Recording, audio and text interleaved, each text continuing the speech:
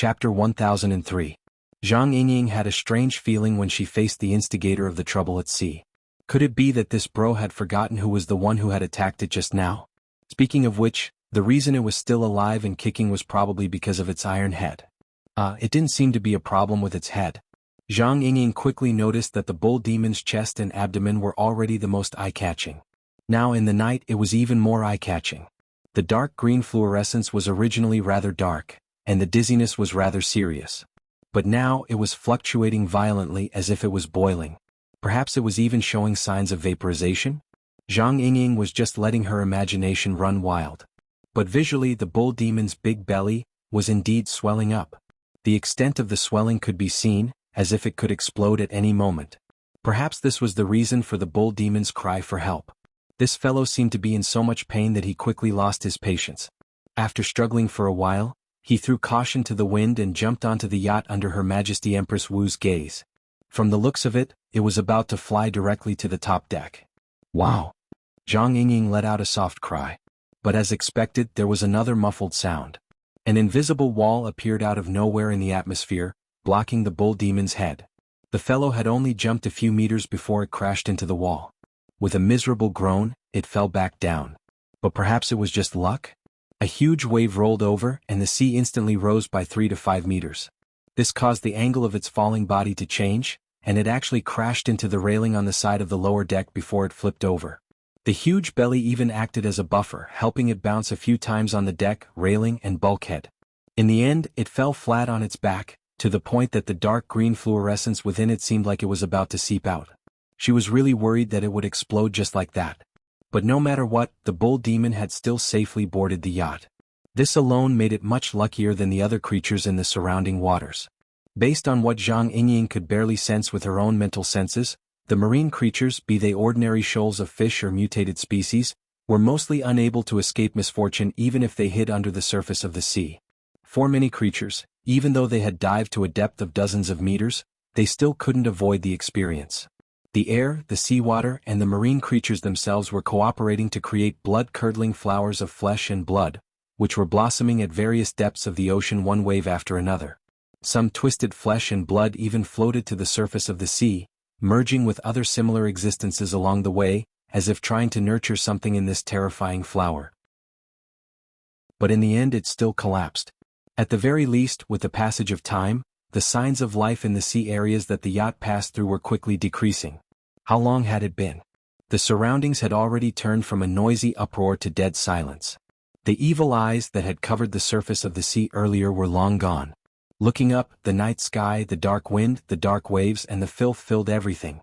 But even more than that, there was the destructive power that created all of this, dominating everything on a level that no one could understand.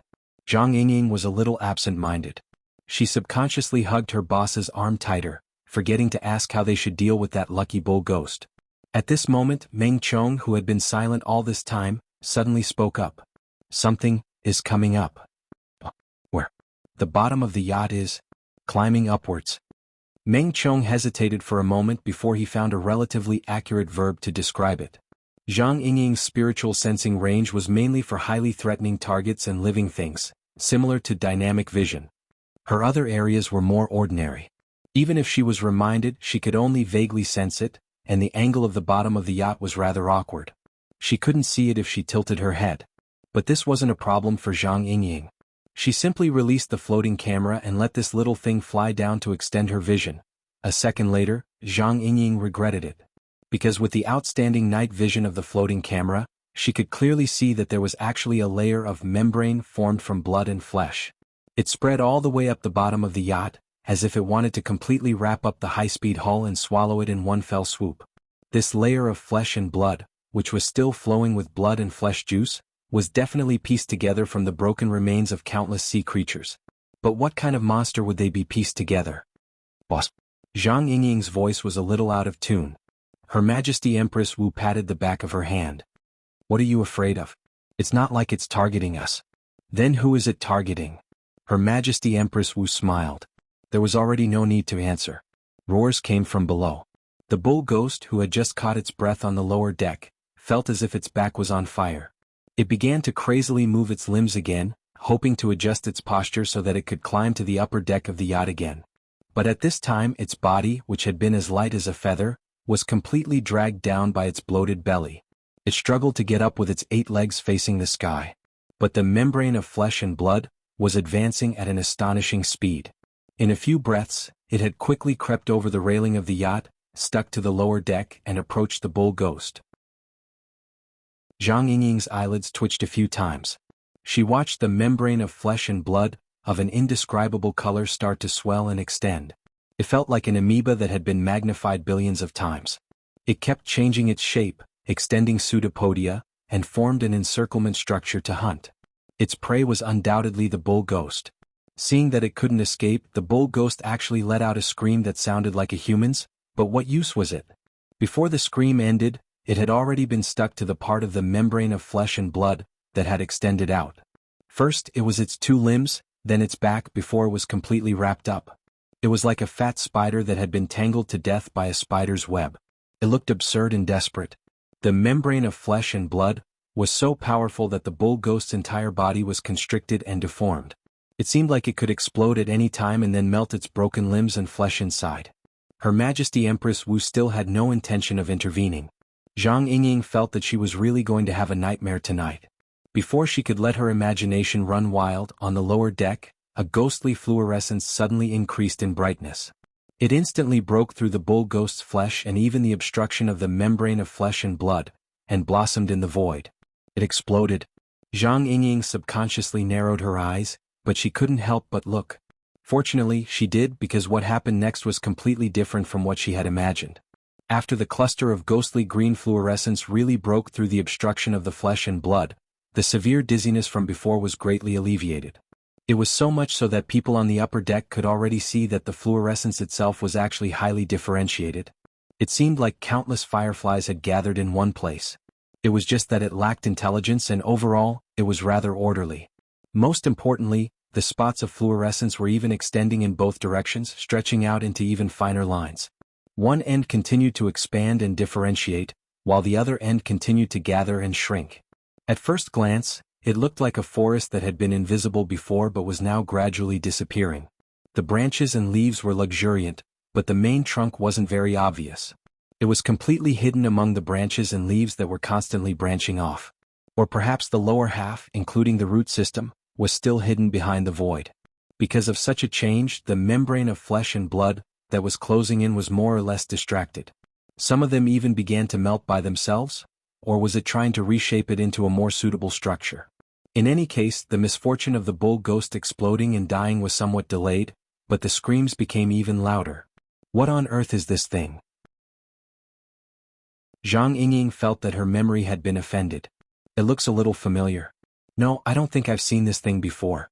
But who have I heard of it before? She turned her gaze to Her Majesty Empress Wu, but unexpectedly, a voice came from behind her. Mr. Luo mentioned it before. It's a plant type. Meng Chong's response caught Zhang Yingying off guard. Meng Chong was very confident. At the end of last year, when Mr. Luo and the Order of Justice's secret-bound high priest, Li Taixing, met, he raised this extremely sharp conclusion. At that time he compared the Ring of Blood and Will to the Order of Justice's Scales of Truth system. He said that the former was a tool type that was shaped like the abyss, while the Order of Justice's system was like a large tree that was planted in the abyss, but its roots continued to extend downwards. It was a biological type or plant type. I have an impression when you say this. Cloud City Water Village, right? Was it before or after Sister Moya's concert? As her memories flowed back, Zhang Yingying was truly shocked. Do you have to be so exaggerated? I was there at that time, but I don't remember it as clearly as you do. Matters that have nothing to do with us become chaotic. Meng Chong bowed slightly to hide his somewhat bitter smile. Mr. Luo's comparison of tool type and plant type hit quite a few Secret Order's sore spots. As for the matter of Lady Halder and Yin Lu being remotely monitored through a puppet, there was no need to mention it. Zhang Yingying chuckled. He just loves to do these kinds of jobs that destroy people's bowls. Oh, according to what you're saying, this boss Niu Gui is an important member of some secret order? Perhaps not just that. Judging from Niu Gui's current state, he looks quite familiar to me. Meng Chong made a rare self-mocking remark. He explained further, this thicket, is somewhat like the embryonic form of the abyss's solidified configuration. It also seems like a carrier for the Order's sacrificial vessel. But no matter what, this is definitely the crystallization of some belief system. It is the result of many years of accumulated faith.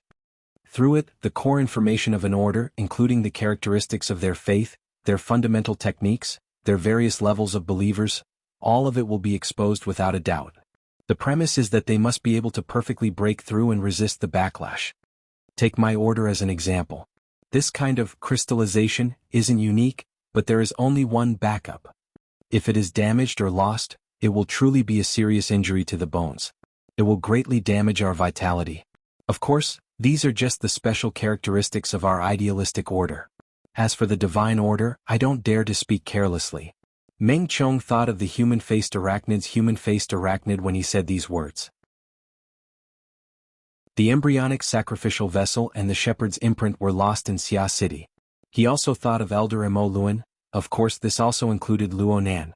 There were some matters that really couldn't withstand pondering, but the passage of time made pondering over them meaningless. Zhang Yingying didn't know how complicated Meng Chong's state of mind was. She discussed the matter as it stood and immediately gave Niu Gui the final verdict. I finally figured it out. Why was this brother able to attract so much trouble? She blinked her eyes as she spoke to this point. She turned around and sent a flattering smile. Boss, can you give me some guidance? Chapter 1004. Her Majesty Empress Wu's gaze did not move in the direction of the Niu Gui or the fluorescent trees at all. Instead, it was cast towards the dark, distant sea. It wasn't until Zhang Yingying began to shake her arm that she raised the corner of her lips slightly.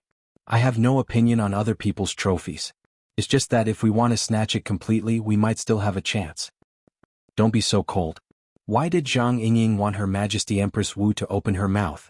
Wasn't it because she wanted to take the opportunity to have Her Majesty Empress Wu intervene and quickly end this crazy battle? However, just as she was about to use the power of the 12th layer of the great art of acting spoiled, her heart suddenly tightened. Relying on her own mental sensing ability, Zhang Yingying couldn't sense too many details. She could only vaguely sense that the dual pressure that came from the material and mental planes had somehow turned into some kind of highly concentrated jet stream that suddenly streaked past her. Dangerous, extremely dangerous. The jet stream that streaked past was actually more like a long whip lashing through the void. It didn't really hit anyone, but just the loud whip flower and the whistling impact it brought could make people feel the heavy destructive power. In the frame of body and soul, the white rainbow hummed softly in response, but it was much slower. If he really wanted to target her, he would probably be dead by now. Zhang Yingying couldn't help but shiver. There was no doubt that this was a threat. For a moment, she thought that she had become a hostage. But she was aware of it. However, when he thought about Her Majesty Empress Wu beside him, he felt that it was unlikely. Zhang Yingying turned to look at her boss, but the latter had no intention of comforting her. As a matter of fact, Zhang Yingying couldn't help but follow his line of sight and look up at the sky. Only then did she realize that the dark clouds in the sky, which were almost pressing down on the surface of the sea, had unknowingly revealed a long, deep crack. The crack extended for an unknown distance, as if the entire sky had been torn in half. The trail of the long scar was right above her head. Zhang Yingying was in a daze for a moment before she realized that the long scar that tore through the clouds was parallel to the current route of the yacht. It could be seen that the clouds on both sides were surging violently, but no matter how hard they tried, they couldn't cover up this scar. With a few more glances, one could vaguely see the purer sky above the clouds. Did he have the strength but nowhere to use it? Zhang Yingying couldn't help but complain. She didn't even need to think to know that this kind of tyrannical impact, which was highly threatening to the passengers on the yacht, was definitely the enemy's method. A threat was a threat. At the very least, this kind of method was clearly understood. The flower of flesh and blood feast in the surrounding waters really left people speechless. Found you. The strong will crosses the entire sea surface, interrupting Zhang Yingying's wild imagination. It also puts a lot of pressure on her. Every will that has taken shape here is like the heat flow from the eruption of a volcano in the sea. It is so ferocious that a few muffled thunders explode in the atmosphere, shaking people's lips a little numb. The bulkheads of the yacht produced a very clear resonance effect, so much so that the entire hull seemed to be humming. There were already very few creatures on the surface of the sea, and all of them were shivering in the deeper waters. If Her Majesty Empress Wu wasn't by her side, Zhang Yingying felt that she wouldn't be any better. Speaking of which, these words sounded fierce, but in most movies and television works, weren't these flags raised by the great villains? Oh my, I've been discovered by you. Hee, this line wasn't anything good. In any case, the air fluctuated slightly as the familiar will and voice rang out. Luo Nan, who had disappeared for a long time, reappeared. It was unknown where he came from, but he finally appeared on the lower deck next to Niu Gui, who had already been wrapped in a film of flesh and blood. It looked like Luo Nan didn't look any different from before. He even turned half his body to greet the three people on the top deck. Zhang Yingying gave him a middle finger in response without a trace of politeness. This was especially true when she saw that the film of flesh and blood, which nearly covered the entire lower deck, didn't react at all when faced with the new target. The film even slowly shrank back. She felt more and more that this middle finger could be jabbed a few more times. Niu Gui's screams became even more miserable. At this time, Luo Nan was on the surface of the sea outside of the deck, roughly 50 meters away from the yacht. The pitch-black waves suddenly rose up, forming a rough mold in a state that severely violated the laws of nature. Enormous amounts of seawater rose up high and flowed down. It was independent of the natural form of the ocean, forming a waterfall wall. Or perhaps it was a screen or a relief sculpture. The seawater on the wall was still in the form of seawater. It flowed endlessly, and it even formed an exchange with the scouring waves, forming lines and silhouettes that were constantly changing. It looked like everything, yet it didn't look like anything. Perhaps it's because there's a glowing evil eye embedded in the wall. It's not in line with the human aesthetic standards? The waterfall wall continued to flow along with the surging seawater. It wasn't any slower than the high-speed yacht, and it looked extremely smooth. Strictly speaking, after Her Majesty Empress Wu let go, the yacht's smoothness as it passed through the waves could no longer compare to this waterfall wall. In short, this was certainly the carrier of some formidable power. It belonged to the coward that Her Majesty Empress Wu spoke of. It was an extraordinary so powerful that it made one's liver tremble. The purpose of its appearance didn't seem to be to strut around, but to attempt to communicate with Luo Nan. The telepathic thought that spanned across the void was as tyrannical as before, but it had a source. It was emitted from the waterfall wall. This had no meaning in terms of efficiency, but perhaps it was a form of face-to-face respect? This respect was even reflected in the basic expression, "Give it to me and we'll be friends." The image of the so-called "it" appeared on the waterfall wall at the same time the telepathic thought was delivered. It was like a master artisan relief sculpture that struggled to break out of the wall. It had the head of a cow and the body of a spider. It was none other than the cow ghost. Luo Nan didn't say anything, but Zhang Yingying secretly rolled her eyes. She wasn't sure about anything else, but one thing was clear. There was a problem with this person's ability to express himself. Was this a token of love? Zhang Yingying's thoughts were flying, and Luo Nan's thoughts were quite jumpy as well.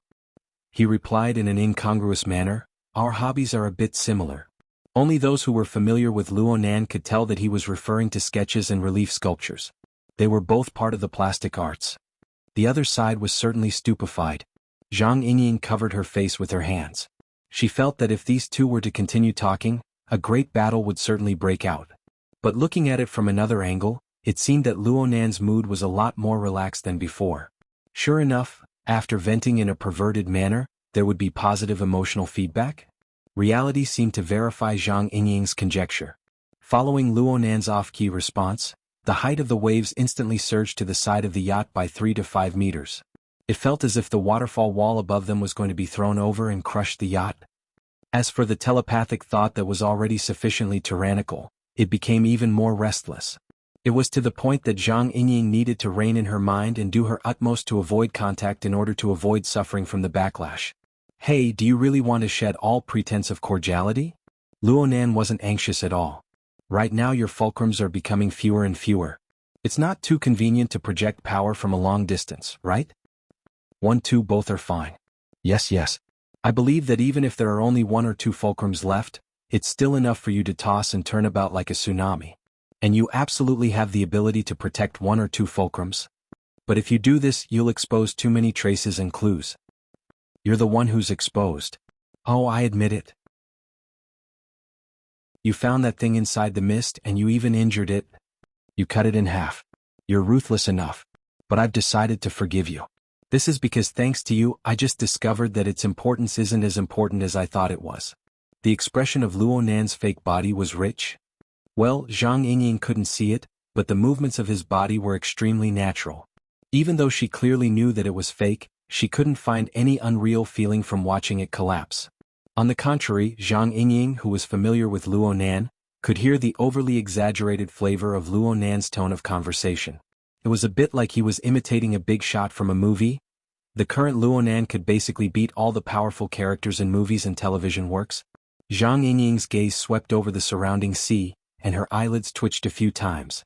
Yes, the murder cases under his hands were enough. After some careful thought, it was quite a good match. Luo Nan didn't know that Zhang Yingying was giving him the title of Big Boss Butcher behind his back. Right now he was quite used to this attitude. He extended a hand, and his finger drew a few lines in the air that had unknown meanings. The lines faced the waterfall wall not too far away. Buddy, you've already used too much strength. The transmission trajectory is very clear. It's true that it's quite far, but do you want to make a bet? Let's have another long-range battle. It doesn't matter who wins or loses. I'll personally pay a visit to the third round of attacks. Bang! A muffled explosion of air exploded from Luo Nan's fingertips. The lines he had drawn just now had exploded once more. This time there was an improvement. His finger was saved. Luo Nan laughed. He finally stopped teasing Niu Gue. This time he grasped the main point. He pointed at the struggling and howling Niu Gue by his feet. Aren't you just interested in this fellow? It just so happens that I'm quite interested as well. We've already researched this before. Your eyes are wide open, but why do I feel that your analytical abilities aren't quite good enough? If you really could do it, then you wouldn't have followed him all the way here and it would have been my turn to do it? I can do it much better than you. Luo Nan extended his hand and brushed past Niu Gue's body as he spoke. There was an illusory thicket glowing with a dim light. He didn't know why, but the brightness over there had clearly exploded by a level. I feel that we can be a bit more honest. Actually, I'm not one to keep things to myself. If I can share something, I definitely won't be stingy. Everyone please cooperate. I'll cooperate. I'll cooperate.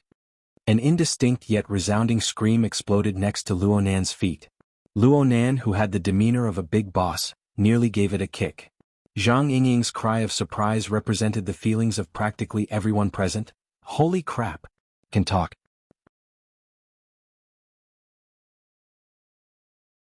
Chapter 1005.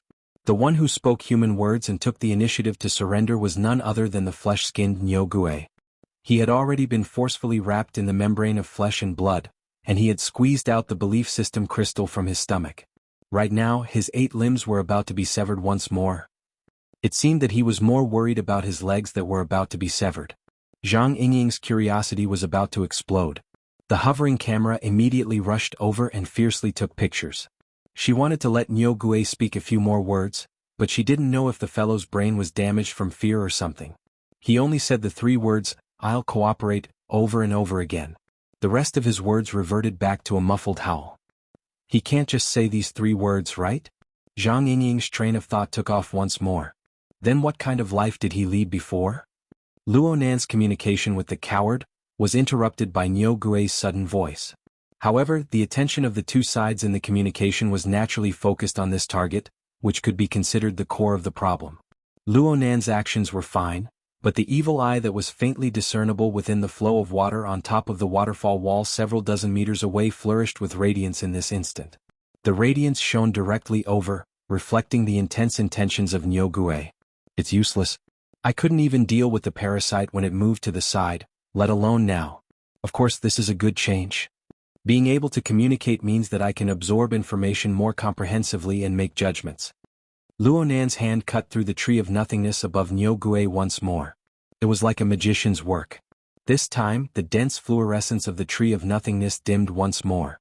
Its state of light seemed to be completely under Luo Nan's control.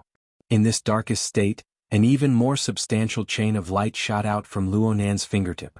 It was like the most dazzling of lightning.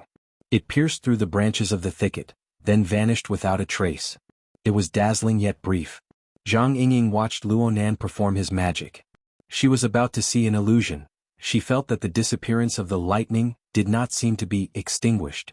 Instead, it seemed to have penetrated the barrier of the void and penetrated all the way from the treetop area to the root area hidden behind the void and penetrated even deeper. If this was a hallucination, then it was certainly Meng Chang's fault. The source was Luonan. The description of the plant type was bizarre and garrulous. It made one's imagination run wild. However, in the next moment, the bull ghost, who was still howling, suddenly felt his throat choking. He couldn't even spit out a complete syllable. Soon, his breathing became difficult and his already huge bull eyes almost popped out of their sockets. Zhang Yingying thought that Luonan was going to make a move on Yo Gue because the membrane of flesh and blood was strangling him. But when she looked at it again, she realized that this wasn't the case. This thought was completely unreasonable. This time she was completely confused. Fortunately, Luonan withdrew his hand after a mere second. This allowed Nyo Gue to catch his breath, and Luonan gave a simple explanation. After a deep segmentation of the system, the symptoms of rejection are quite obvious. The upper and lower pathways are not smooth. There are problems with its information-carrying capacity and adaptive ability. It doesn't seem like it often interacts with its believers. But it's very strange that it was able to cultivate to this extent. There's some room for research here, but it seems like you can't do it. Luonan was referring to the coward, but Zhang Yingying's heart felt stifled. She rolled her eyes and simply adjusted herself to the level of a brainless spectator to avoid being caught in the crossfire. The coward didn't immediately respond. The glow of the evil eye on the wall of waterfall above the sea dimmed. It looked like the most unfortunate one was still the bull ghost. His declaration of surrender was completely useless. Instead, his body, which had already been forcefully wrapped and shrunk, looked like it had been stripped of water. It became much more shriveled. For a time he couldn't even scream. He just lay on the deck and gasped for breath. The yacht was still moving at high speed, and the wall of waterfall on the sea followed them the entire way. However, the communication between them was suddenly cut off. Was it probably weighing the pros and cons? Reality didn't give the other side too much time to think. A wave of rumbling thunder suddenly crushed down from the sky above the clouds that had been forcefully severed. This wasn't the sound of thunder, but the sound of a supersonic fighter flying past. However, what attracted the attention of the people here was the tyrannical and exuberant blood energy over there. Could it be that the extraordinaries from D-City had arrived? They were really fast. Zhang Yingying subconsciously turned her head to look at Her Majesty Empress Wu. The latter shook her head and pulled her arm out from Zhang Yingying's embrace. She turned around and left. Hey, boss. Her Majesty Empress Wu didn't respond, but her meaning was very clear. There were already 4 powerful extraordinaries in this area. What was the point of continuing to confront each other? There was no need to say anything. They definitely wouldn't be able to fight.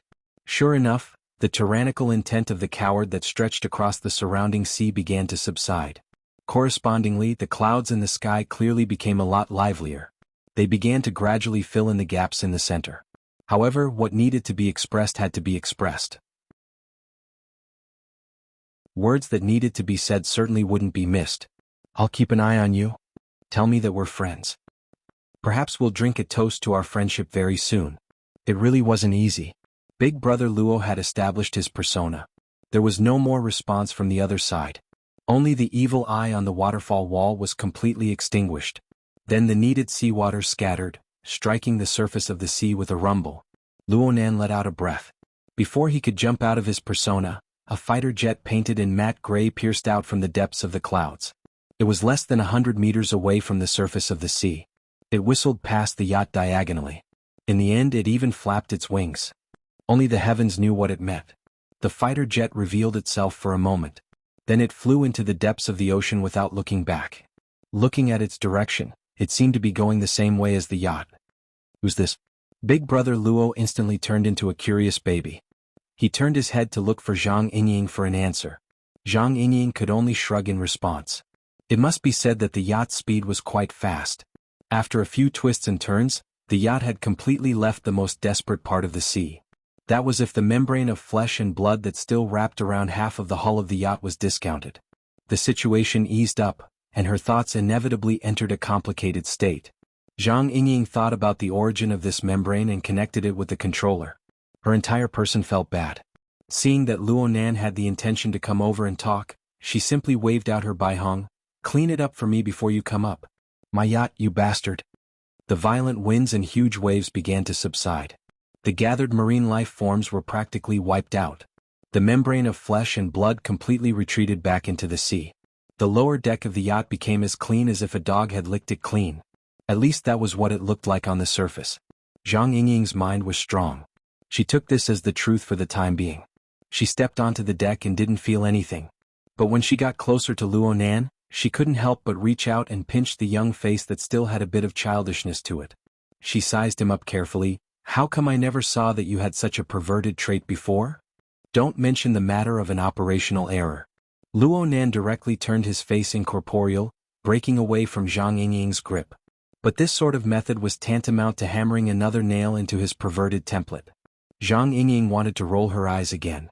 The number of sanitary balls she released today could probably prevent cockroaches from growing on the yacht for the next 10 years. Moo moo moo. It's alive. The Nyogue on the deck broke free of the membrane of flesh and blood at this time. The pain from the deformation of its body eased and it was finally able to return to its original position. It lay on the deck with its 8 legs propped up and its chest and abdomen stuck to the ground. This made it feel as if it had been reborn. It let out a loud cry of praise. Luo Nan, Zhang Yingying, and Meng Chong all shifted their gazes over to focus fire on its deformed body. In an instant, the Nyogue's body was forced down by at least half a meter. It was practically stuck flat to the deck. Only the Nyogue's head was slightly raised. It squeezed out a smile that was extremely recognizable to humans. Rather than calling it a Nyogue, it was more like a flattering dog. It looked absolutely willing to let it lie on the deck and lick the food. Zhang Yingying couldn't help but grumble. The secret orders should all be crying, right? Meng Chong. Luo Nan's gaze was actually on the tree of nothingness floating around the Nyogue's body. The Nyogue was quite intelligent. At the very least, it understood the principle of having a lover's wealth arousing suspicion. It simply flashed the most valuable thing on its body, allowing Luo Nan to do as he pleased. What do you think? Zhang Yingying asked for Luo Nan's opinion on how to deal with it. Luo Nan grunted, but he didn't immediately respond. But the more Luo Nan acted like this, the more the Nyogue, who was lying on the deck, began to tremble. Its previous attitude of loud praise had completely disappeared. Only its 8 limbs remained, and the lower ends of its limbs struck the deck amidst trembling. They clattered as if they would fall apart at any moment. Meng Chong simply turned his head to look at the sky. Zhang Yingying blinked her eyes. She cooperatively changed the topic. The boss just sent word. Blood Demon wants to see you. Blood Demon? Luo Nan finally remembered the name of this extraordinaire.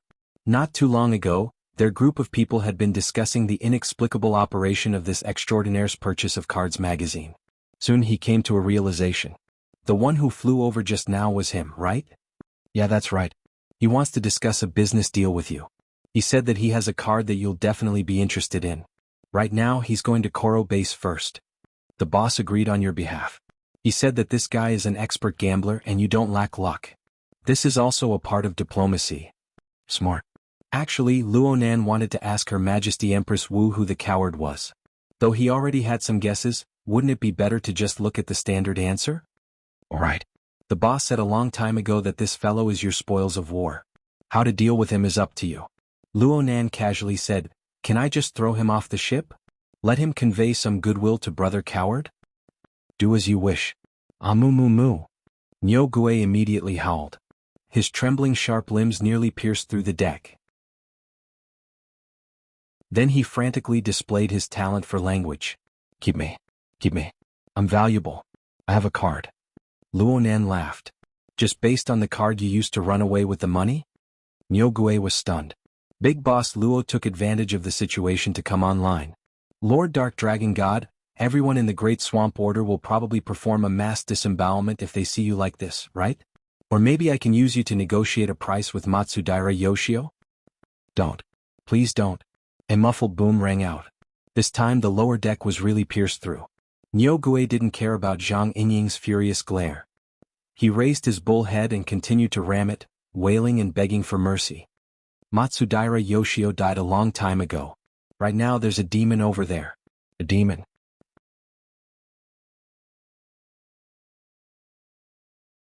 Chapter 1006. Night had just fallen in Osaka, and the hustle and bustle had yet to subside. The trading center in the trade zone had already stopped trading. However, a large number of trading companies, public relations companies, research institutes, design institutes, and other white-collar places still adhered to the tradition of working overtime. Whether there was a problem or not, they had to show their attitude first. Of course, the night banquet had already been arranged. The night cruise on Beishan Lake was quite a popular way to make friends recently. Taking a boat, drinking, going to the other side, and then taking the subway and bus home. Time was really calculated to the extreme. The entire trade market was flowing with a floating and restless atmosphere. However, all of this had nothing to do with Jiang Zhong. She was wearing the white lab coat, sitting in front of the workbench, sorting out the experiment records of the day and combining them with the massive experimental records of the past for analysis and verification. This was a research that had been going on for 27 years. The project was established in 2070.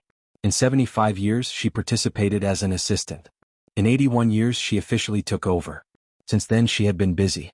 The best years of her youth, the most beautiful years, and the most ups and downs of her life were all integrated into it. Now she was over 40 years old. For most researchers, it was about time for them to make some achievements, and she did have some achievements. However, in this main project, although there were occasional ups and downs, overall, it was still the same smooth line when she first took over. There was no trend of big ups and downs. At least, according to the standards of experimental design, this was correct. Jiang Zhong was not impatient. Even if she had such emotions before, they had long been polished over the past 20 years. Sometimes she even thought that maybe she would continue this research until she was 100 years old. Then, she would retire and hand it over to her children and students to continue.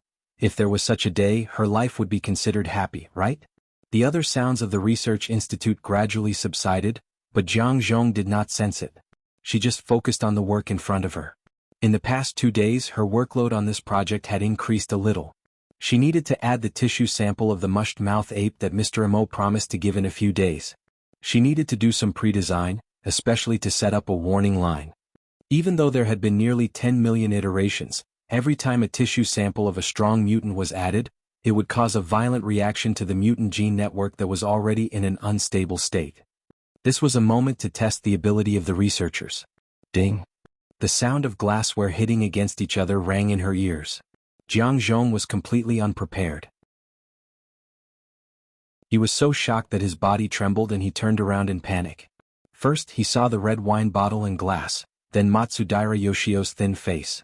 After not seeing him for a while, he seemed to have become more and more unkempt. His beard was unshaven and his suit was loose. If you saw him on the street, you would think that he was a former employee who had been fired by some company. Of course, anyone with the slightest bit of experience would absolutely not underestimate this cold and firm gaze of his. Jiang Zhong was a little surprised. Although this person was a big boss, he rarely appeared in the research institute, let alone now. You, drink some red wine to soften your blood vessels and celebrate.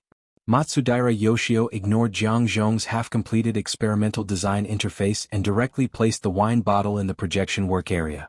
It was a very impolite behavior, but it was natural for him to do it.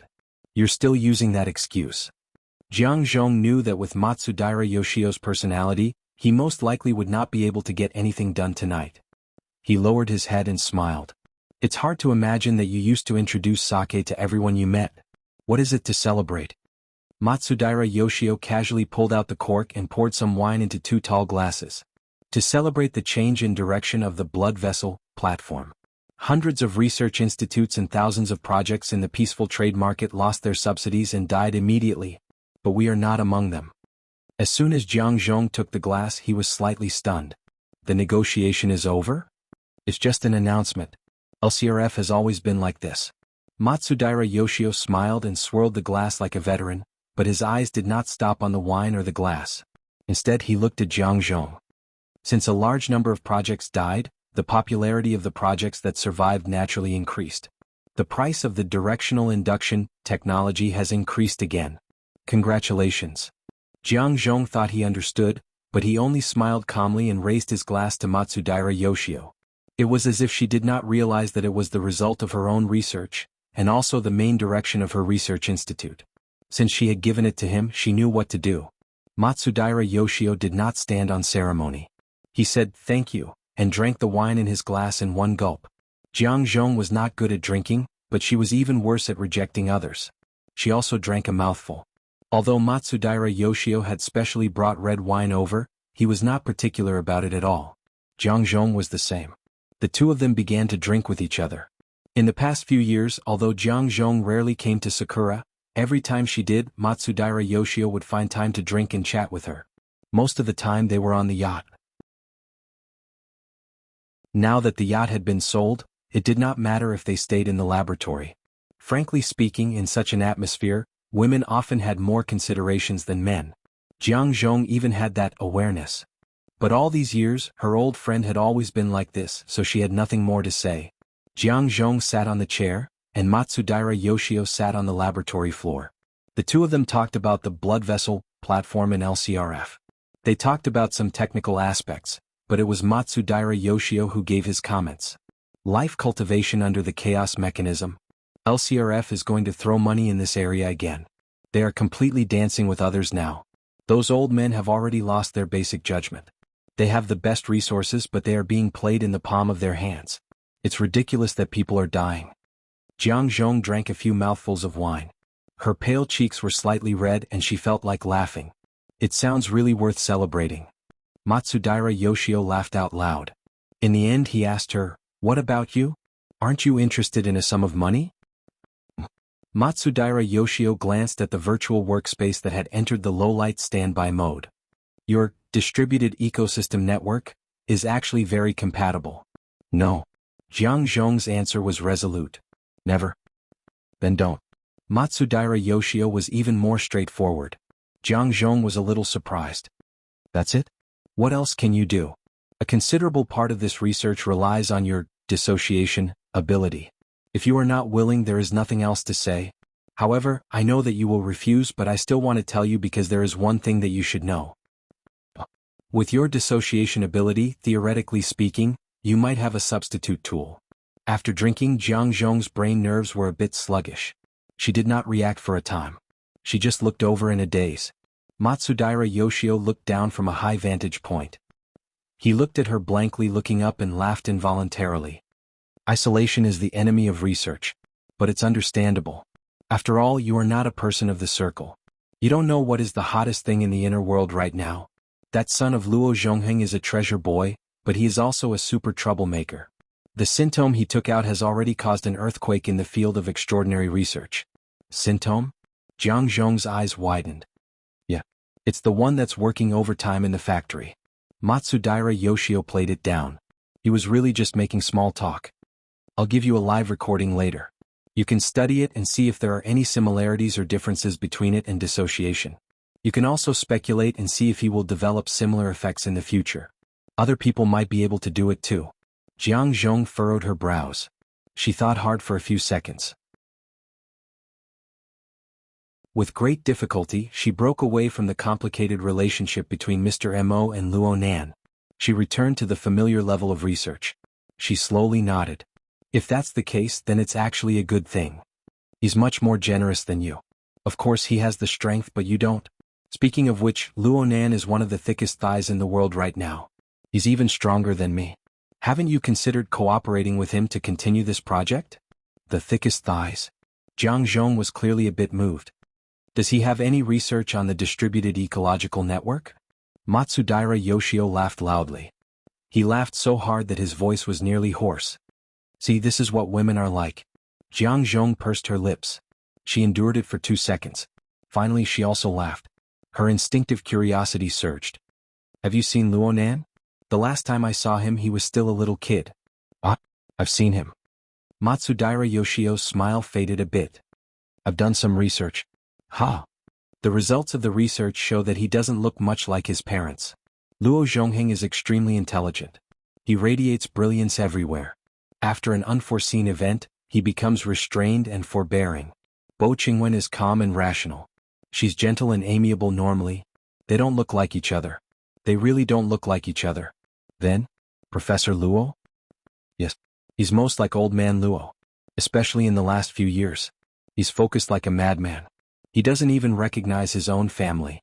What crazy old man. Where's your manners? Jiang Zhong was a bit dissatisfied. You weren't like this before. Even the hot-blooded Matsudaira Yoshio has become a blabbermouth. You've changed a lot. I'm talking about old man Luo. You're the one who said crazy old man. I didn't. Jiang Zhong was indeed a bit tipsy. Matsudaira Yoshio continued to pour more wine for her. Don't try to defend yourself. In the last few years even Qingwen Sis was thrown at by him. It was Luo Zhongheng who took the lead to shout. Ha! Only Yin Yongbua shouted it to his face. That's right. That little brat thinks too highly of himself. His heart is only the size of a needle tip. He's supported by his sense of superiority. If he doesn't have it, he'll collapse. It's really unfortunate for him to be called one of the 4 most beautiful men in the wilderness. Jiang Zhong laughed so hard at this unfunny description that she slumped over the table. 4 most beautiful men. That's right. During the annual gala, Yen Yongbua always wanted to steal the limelight. In the end, Luo Yuan tripped him up. He thought it was Luo Zhongheng and he brooded over it for almost a year. Who asked Luo Zhongheng to be so smart at that time? Who else could he look for if not him? But Luo Yuan is too cunning. No, he's a cool guy. Except for his senior Qingwen, he doesn't recognize anyone. Jiang Zhong took the initiative to drink a mouthful of wine. She looked up at Matsudaira Yoshio's somewhat blurry face and giggled. So what if he doesn't recognize me? I still slept with him. Matsudaira Yoshio raised his eyebrows and raised his glass in admiration. He had nothing else to say. However, Jiang Zhong buried her face again. So we've reached the age where we reminisce about the past. Not at all. It's just that some things are worth remembering. Liar. The glass of red wine was quickly emptied. Jiang Zhong's alcohol tolerance wasn't good, especially tonight. He slumped over the table and fell asleep. Matsudaira Yoshio gently swirled the wine glass. A few drops of wine stuck to the side of the glass and swayed. His gaze was still fixed on Jiang Zhong. He quietly looked at his thin shoulders and messy hair, and the particularly dazzling strand of silvery white in between the hair. He frowned and stretched out his hand. With a skillful move, he plucked out the strand of white hair from its root and twirled it between his fingers. A few seconds later, the white hair seemed to have turned into a mercury-like liquid. It could no longer maintain its previous form and seeped into the skin of Matsudaira Yoshio's fingertips.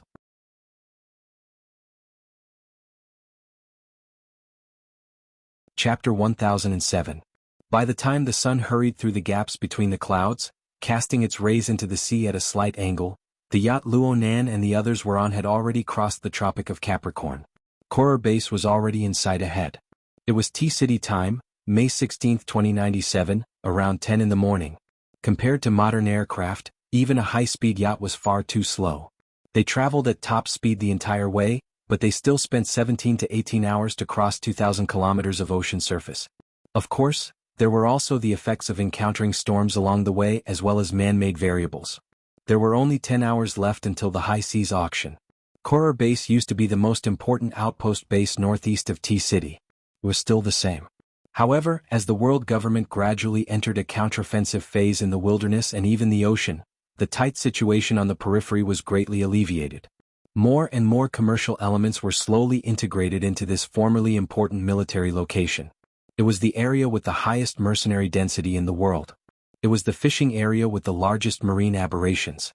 It was the trading center with the highest frequency of transactions in the world for aberrations raw materials.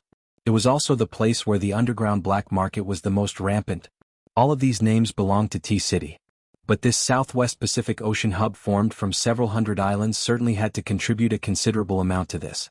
Due to the strong business atmosphere, the area under the control of the military only covered the 2 largest islands, Sisu Island and Norsa Island.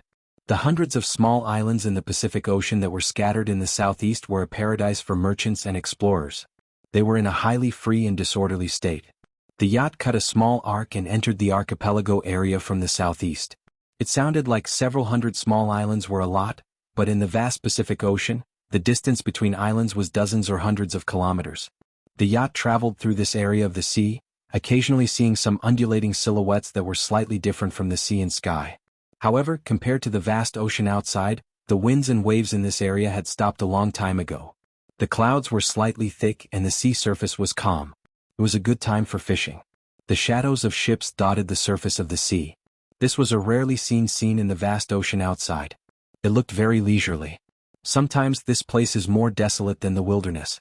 You can see a corpse in the wilderness, but if you throw it into the sea you won't see anything. As the temporary tour guide, Zhang Yingying wasn't in a good state of mind. She kept yawning and was about to fall asleep on the railing. This was not simply because he did not sleep well.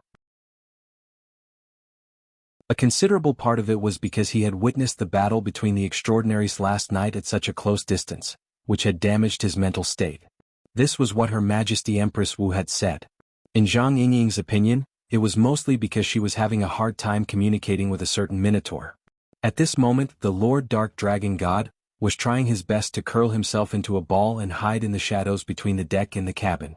Just by looking at the exposed half of its body, it really looked like a well-behaved baby cow. The problem was that Zhang Yingying didn't think so. This bro is good at acting dumb. I've never seen anyone act dumb until they become dumb. He didn't know anything. Other people are using it for experiments, but they don't even know what's happening to their bodies. Are you kidding me? The more you know, there's nothing wrong with this method. Luonan responded casually. Last night, Luonan and Niu Gui didn't really communicate much.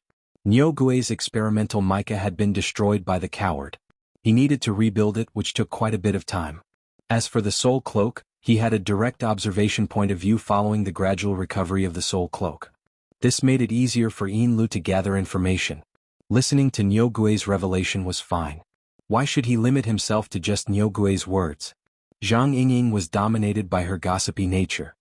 According to Niu Gui, the devil, who pretended to be Matsudaira Yoshio, used it as an experimental vessel to conduct some complex research.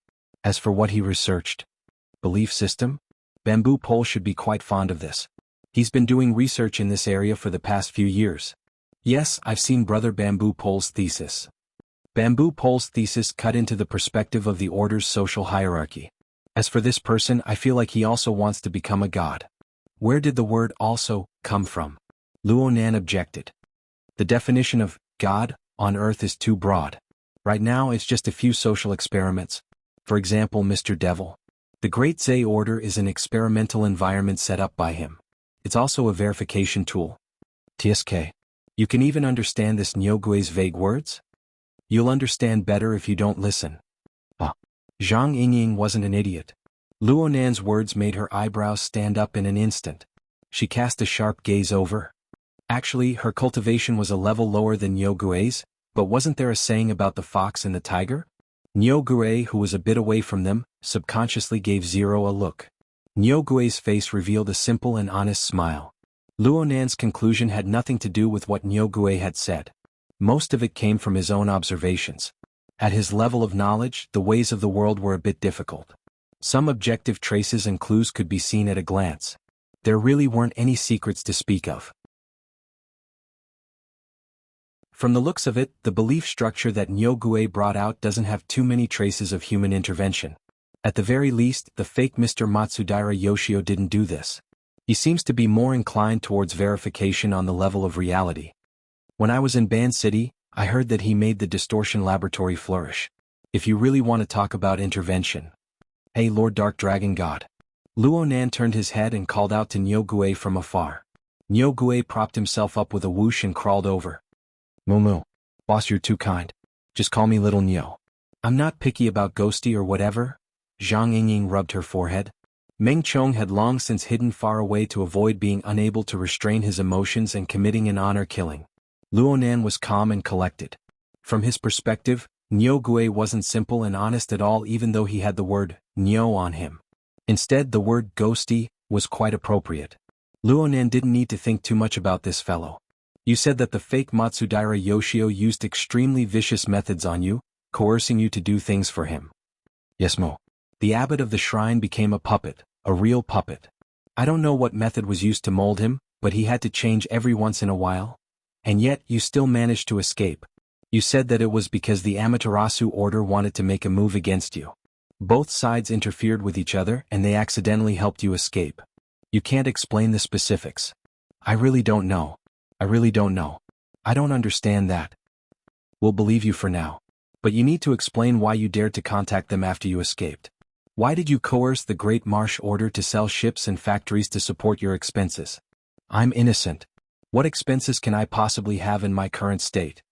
Niu Gui had a sullen expression. You can see it for yourself.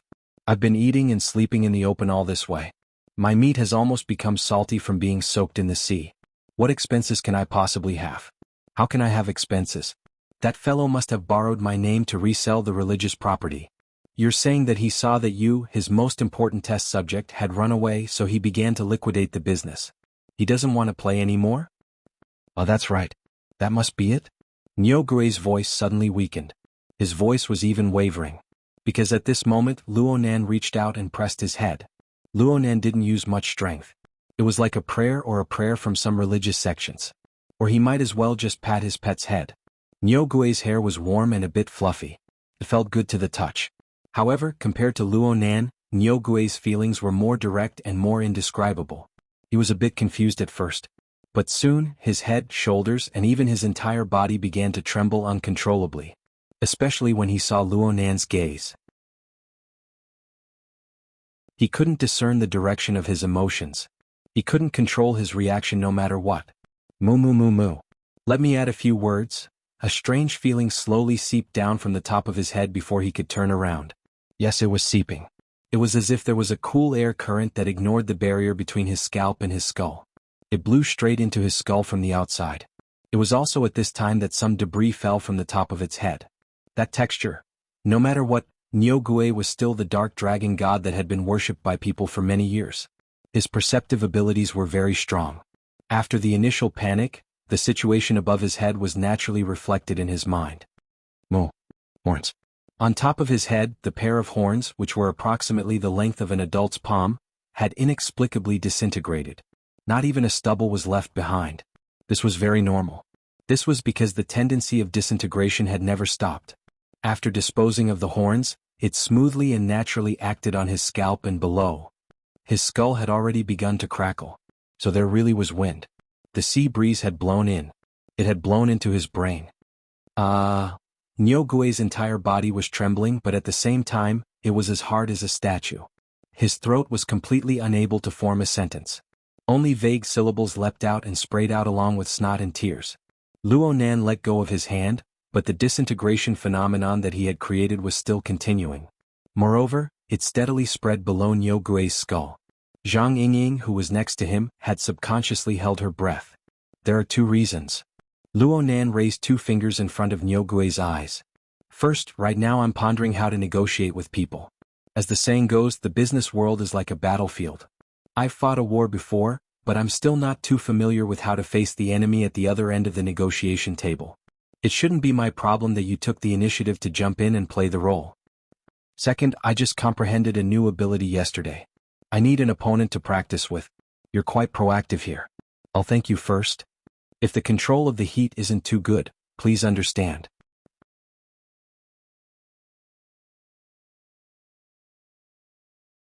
Chapter 1008. After entering the Tropic of Capricorn, the airflow on the Pacific Ocean was actually very warm. It was wrapped in abundant water vapor and lingered around the yacht.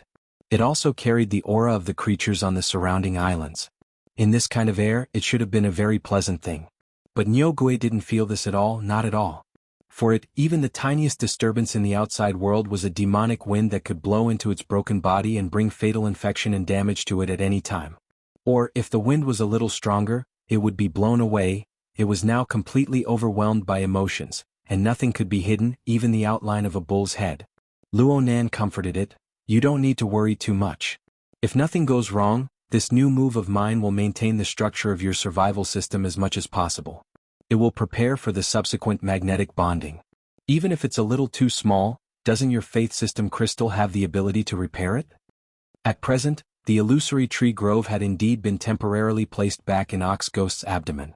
After all, there wasn't a better storage area than there, and it wasn't very bright during the day. The problem was that Nyogue did not feel comforted at all. At this moment, it couldn't help but think of the blooming flowers of flesh and blood in the violent winds and huge waves last night.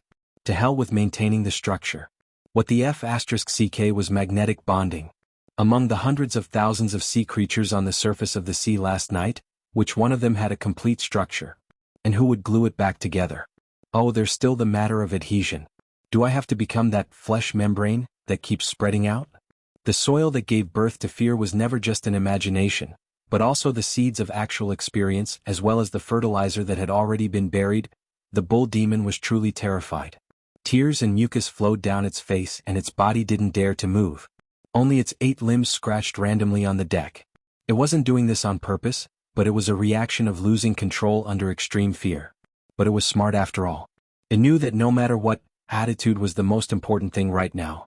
Hesitation would make everything go up in smoke. Therefore it was almost ready to explode its head.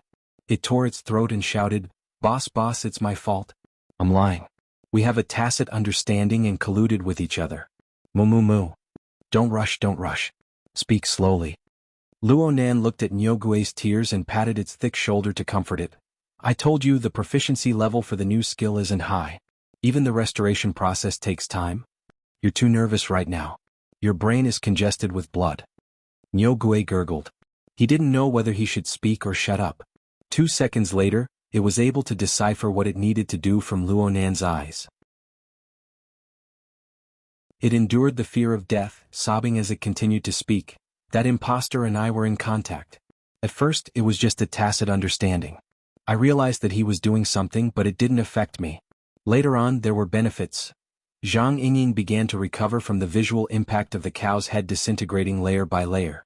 In order to better adapt, she adjusted her breathing and interrupted. "What is he doing? What did you get out of it?" "I really don't understand. I only know that it's some kind of directional induction.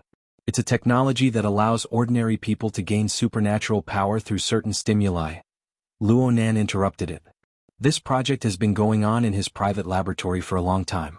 The LCRF has also invested in it. That's just a part of it. I don't know the specifics, but it's done through my side. It's impossible to use the power of the faith system to induce and interfere with the members of the church, right?" Luonan shook his head.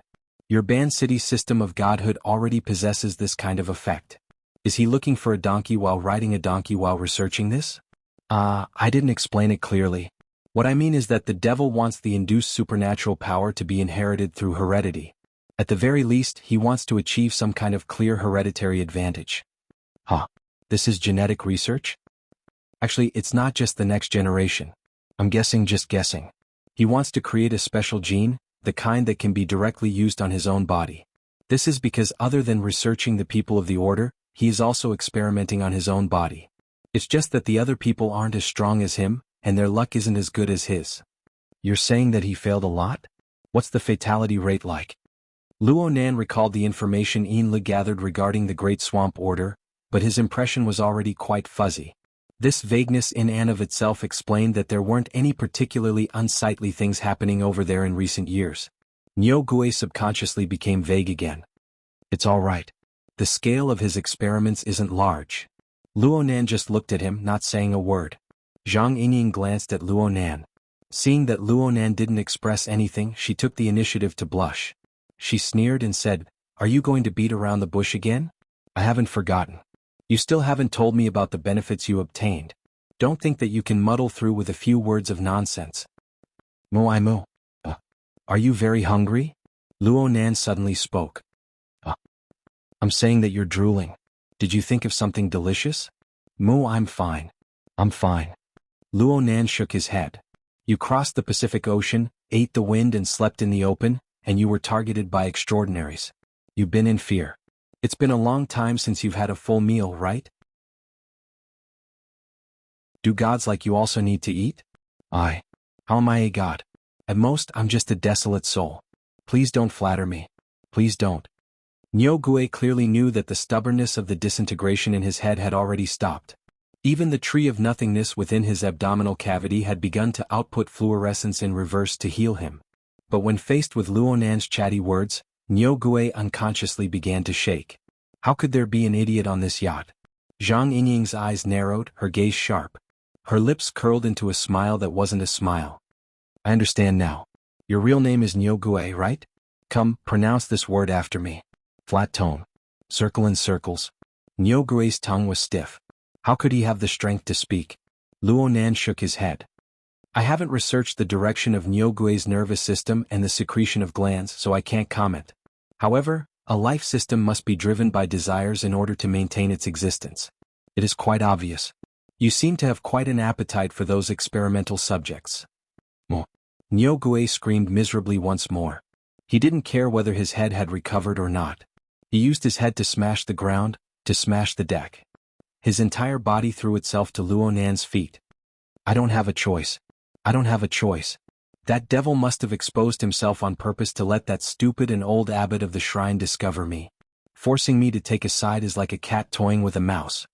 The Amaterasu order wants to incorporate all the so-called gods of Ban City into the system of the Great Divine Treasury.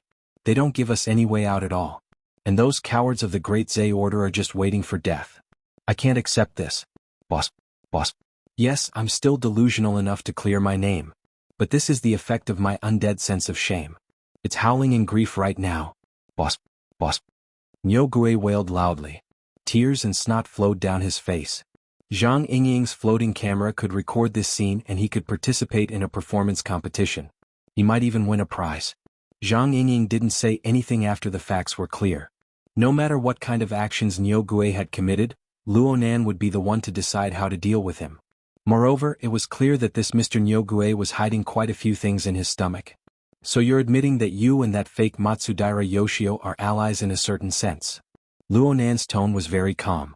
It seemed that he wasn't affected by Niu Gui's actions at all. He was just stating the facts.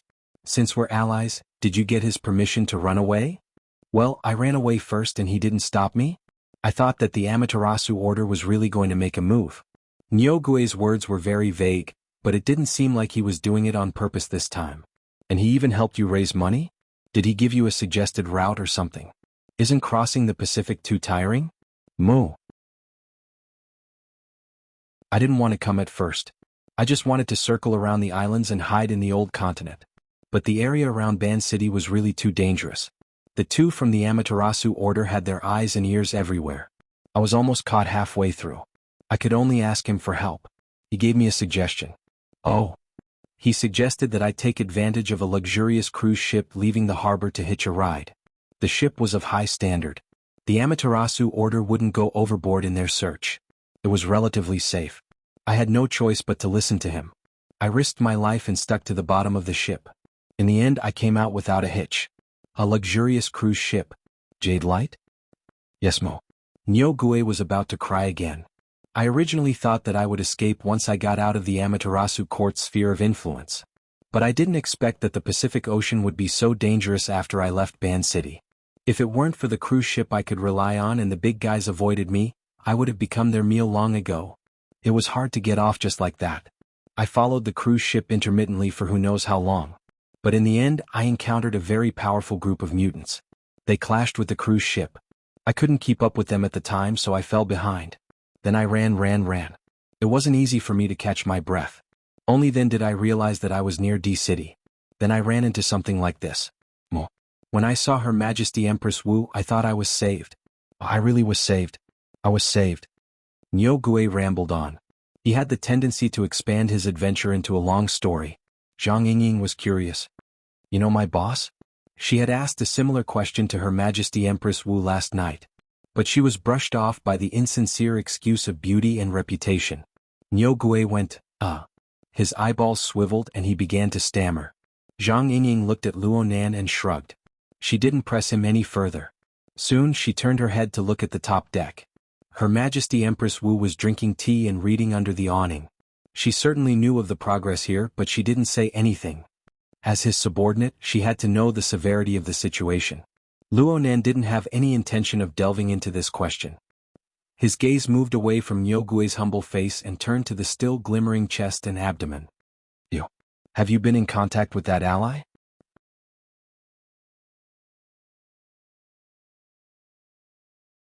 Chapter 1009. How is that possible? Niu Gui looked as if he had heard a fantasy story. This damned belief system. Maintaining a distance of 3,000 to 4,000 kilometers is the limit. Luo Nan didn't say anything else. He just looked at Niu Gui. Niu Gui swallowed his saliva and pretended to have accidentally stopped breathing. He hurriedly continued, Sometimes it's possible, but it's really difficult. I can't do it 7 or 8 out of 10 times when I take the initiative to contact him. What about him? It seems like the success rate isn't that high. Even if it is, the limit is 4,000 kilometers. It can radiate to the south of the equator. Luo Nan gave Niu Gui a lesson, who had already lost the concept of time and distance. Then he asked unhurriedly, You should be constantly asking him for help during your contact, right? Yes. Is it effective? It's not bad. So, can I say that it's all thanks to your ally? You're a mutant that isn't acclimatized to the climate. You were able to overcome countless hardships and dangers in a short 10 days to cross half of the Pacific Ocean and arrive near T-City. My conclusion is that this is a very good online tour guide. This. Nyogue's eyes widened. He was a bit absent-minded. Don't worry about it too much. There are many coincidences that are hard to explain. Just like the battleship slicing blade that chased you until you cried for your mom and dad, and the one behind it. As Luonan spoke, he extended his hand and touched the muscles and bones of Nyogue's head that were beginning to heal. Nyogue shuddered again. The reaction was quite big. However, it was hard to say how much of this reaction was due to the fear of death at hand and how much of it was due to the fear of an unknown conspiracy. Luonan wasn't going to give him an analysis. He was just discussing the matter as it stood. Right now, you're healing through the Dark Dragon God's belief system. Frankly speaking, you're fusing quite well with this system. Are those gods of Ban City on the same level as you? Or are you a special case of a win-win cooperation? Nyogue went, for a long time unable to answer. This kind of healing method is a bit slow. The risk of infection will increase. Plus, you probably won't be able to recover your horns. They look weird. If you agree, I can help you. No, there's no need. Nyogue wished he could bang his head against the deck again to show that he was fine. Boss, your time is precious. I really can't trouble you. Besides, I can't bring you with me when I'm alive, and I won't take you with me when I'm dead. It's not a big deal even if I lose 2 horns, Zhang Yingying chuckled. He's helping you out of goodwill. If you don't give him face, he might flip out. Nyogue didn't say anything. He just buried his head and pretended to be dead. Luonan lightly shook his head at Zhang Yingying, indicating that they shouldn't waste time on this fellow. Zhang Yingying was still a little resentful. This guy really needs to be taught a lesson. Seems like he's already been taught a lesson. Yeah, we won't be able to get anything out of him. Actually, it wasn't too bad. For example, the details of the fake Matsudaira Yoshio's research, his personality traits when he wasn't hidden, and that great divine treasure system, all of them were extremely valuable. But Luonan's time was precious. He really wasn't in the mood to beat around the bush with this Mr. Bullpen. Moreover, this wasn't the main point of his current concern. The two of them did not avoid talking about Nyogue. This brother was not worth avoiding.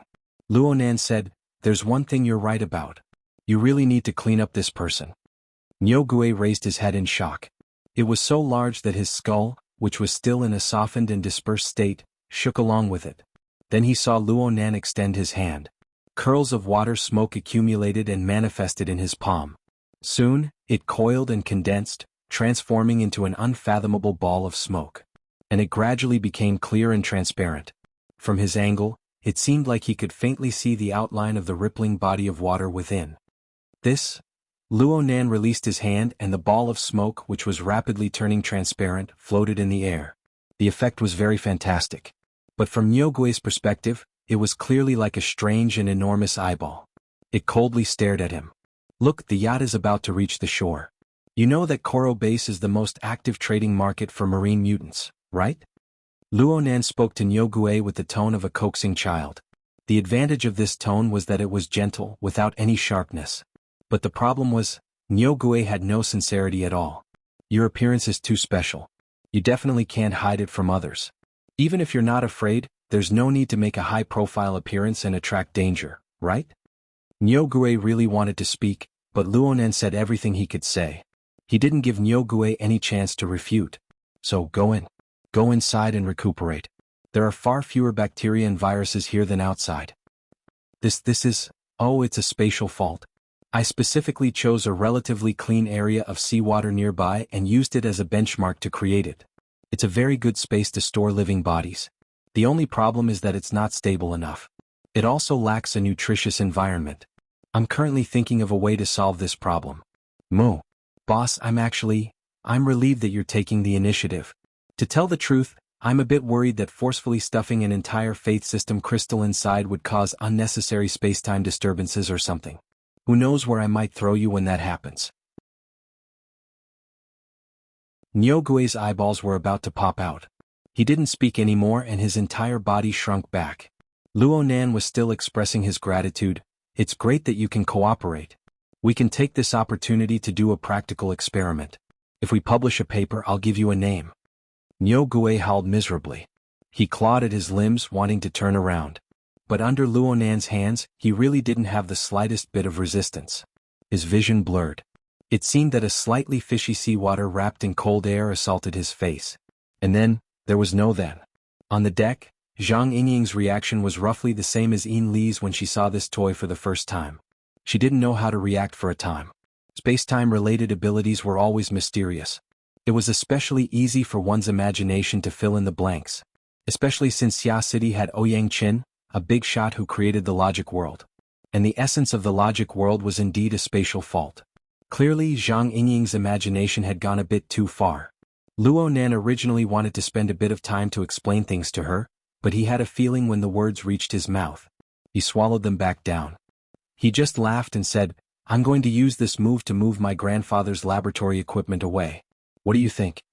Zhang Yingying's lips twitched. "It seems very convenient. You just have to pay attention to the moisture."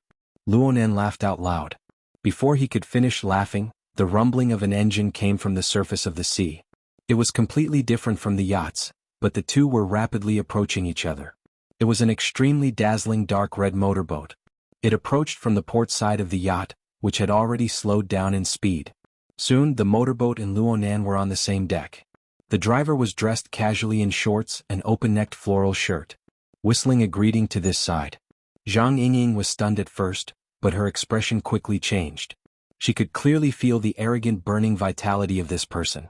Even though they were separated by a distance of more than 10 meters, her face still felt slightly hot and even stinging. Unfortunately, that person only revealed his identity and greeted him. "I'll be leaving first." The first cafe on the left side of the pier, the motorboat rider sped up again, forcibly overtaking the yacht, and flew toward the bustling pier that was clearly visible not far away.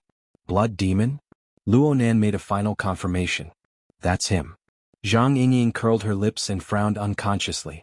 "This is a lawless fellow? That's great. We can do another experiment." When the yacht entered the Fuku Pier in the southeast of the archipelago, it found a berth and began to dock. Luonan had already disembarked the ship a step ahead. He refused Zhang Yingying's suggestion to bring up Her Majesty Empress Wu. He went straight to the agreed-upon location by himself. The words he said to Niu Gui before weren't a complete bluff. He really was considering it. He wanted to properly practice using a more appropriate attitude when the high seas auction began. He wanted to learn how to use a more appropriate attitude to carry out social interactions. There were still 10 hours until the auction.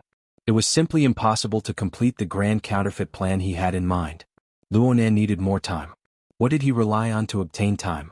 More accurately speaking, what did he rely on to obtain all valuable things? Luonan didn't have a clear answer, but in any case, it wouldn't be the kind Niu Gui displayed. The meeting location given by Blood Demon was very easy to find. Plus, Blood Demon released a bit of his aura just in time to assist in locating Luonan. It didn't take Luonan much effort to arrive at this open-air cafe called Chia. The traffic of people at the Fuku Pier was enormous. This open-air cafe at the corner of the street had an excellent location, and its business was pretty good. However, Blood Demon, who had arrived a few minutes earlier, still occupied one of the best spots. He was still dressed like he was on the motorboat under the parasol. He was even barefooted. He was extremely relaxed and carefree. He saw Luonan appear in the stream of people, and he blew another whistle. He waved his hand in greeting from far away. "Brother Luo, over here." Luonan could only respond to the myriad of changes by remaining unchanging when faced with this fellow who was too familiar with him. He calmly walked toward Blood Demon's location. But when he was still 5 or 6 steps away, Blood Demon got up and left his seat with a whoosh. He walked over with quick steps and extended his hand. The handshake of a fleshly extraordinary often represented some sort of danger. But Luonan had come here with a fake water vapor body, so it didn't matter. Plus, looking at Blood Demon's behavior, he really didn't have any malice. All Luonan saw was passion. The two shook hands and Blood Demon didn't let go. "Oh my brother Luo. I've been waiting for the stars and the moon. You've finally come. I won't hide it from you. I came here today with a clear objective. I'm thirsty for talent and I'm looking for talent. I ask that you agree." Luonan. "Oh my, I'm excited. I'm excited. Blame me for not saying it clearly. Today I represent the board of directors, the management, and the chief editorial committee of Cards magazine. I'm acting as a representative with full authority to invite Brother Luo and Teacher Luo to be special artists for our magazine. We'll create a limited edition super luxurious card set. As long as you, Brother Luo, are willing to put pen to paper, the revised version of Cards magazine will certainly explode. It will become a legend. Of course, I will certainly pay you a satisfactory reward. Please.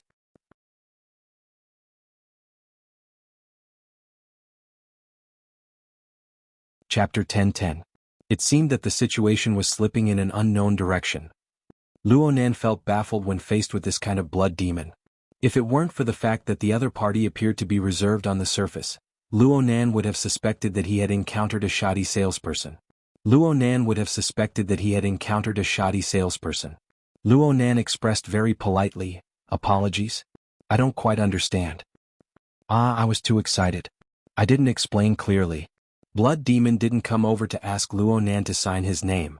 Seeing that Luo Nan didn't refuse immediately, he maintained his cordial attitude and dragged Luo Nan to a seat by the street. They both sat down, then he politely inquired, "What do you want to drink?" "Water is fine." It just so happened to replenish his water vapor body. He had shaken hands with Blood Demon just now, and his body had been burned by his exuberant blood energy. There was some damage to his body structure? This couldn't be hidden from others. But neither Luo Nan nor Blood Demon cared about this. After the necessary pleasantries were over, Blood Demon began to lead the matter to the main topic. "Brother Luo, it's like this. Calling you brother should be very appropriate." Luo Nan had to give a bit of face to an extraordinary who took the initiative to express goodwill, regardless of whether it was true or false.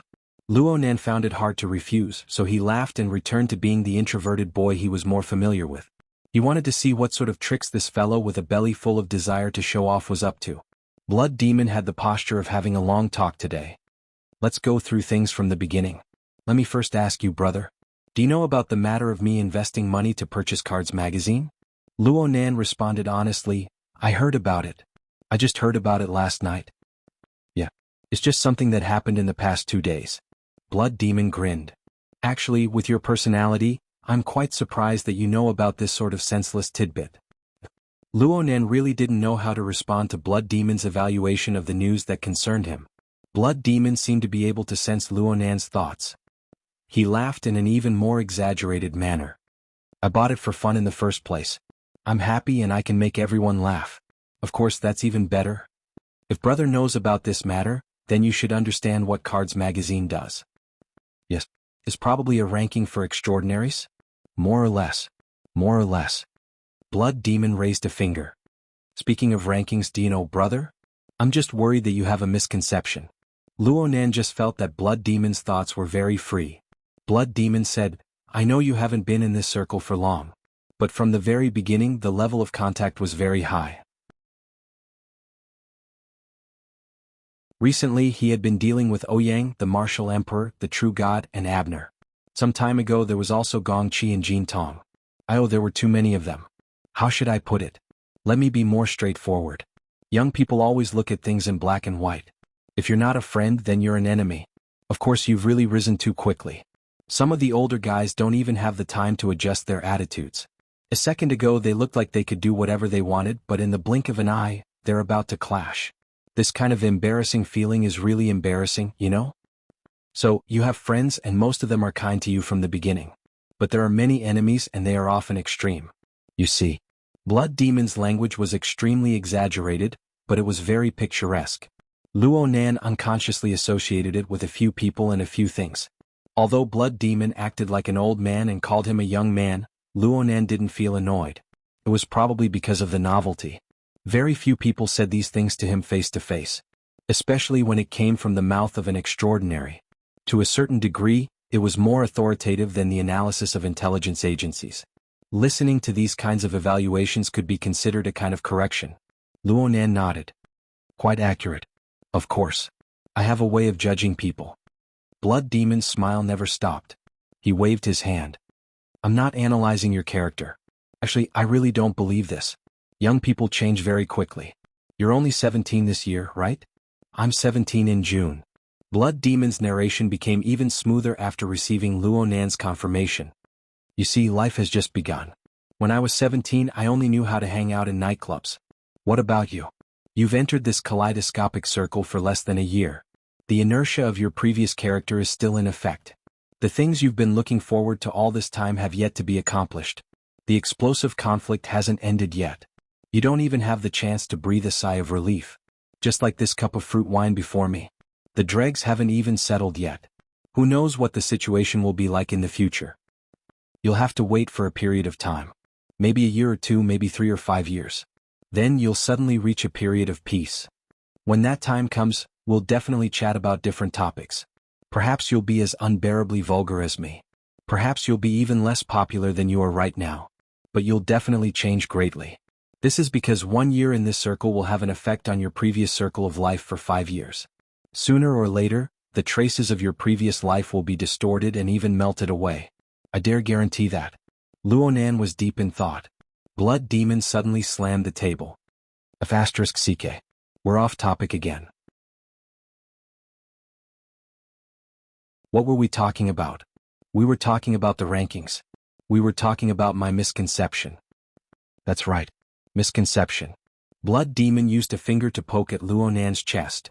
Brother, you've been up and down for over half a year. Let's not talk about anything else. Just the conflicts you've had with extraordinaries aren't just a few times. But you're a special case. Do you know that? Ha! I'm definitely a special case. Blood Demon's tone was extremely resolute. In the blink of an eye, he tossed out another question. According to what I know, your direct conflict with extraordinaries on the surface is probably with Jin Tong? Luonan chuckled, declining to comment. Blood Demon didn't mind. He continued, that was last winter. Looking back in time, do you know the last time there was a conflict on the level of extraordinaries? It was a huge fight, the kind that resulted in serious injuries and even deaths. Do you know when that was? Luonan had a bit of an impression of this person. I think it was Mr. Unchangeable Gold? That's him. That was a matter from 1993. What about before that? Luonan could only shake his head. Blood Demon began to count with his fingers. Going even further back was 91. The clown Raby challenged High Lord Secret Contract to a duel. This was because of the large and small ghost cards that were suspended in the cards magazine.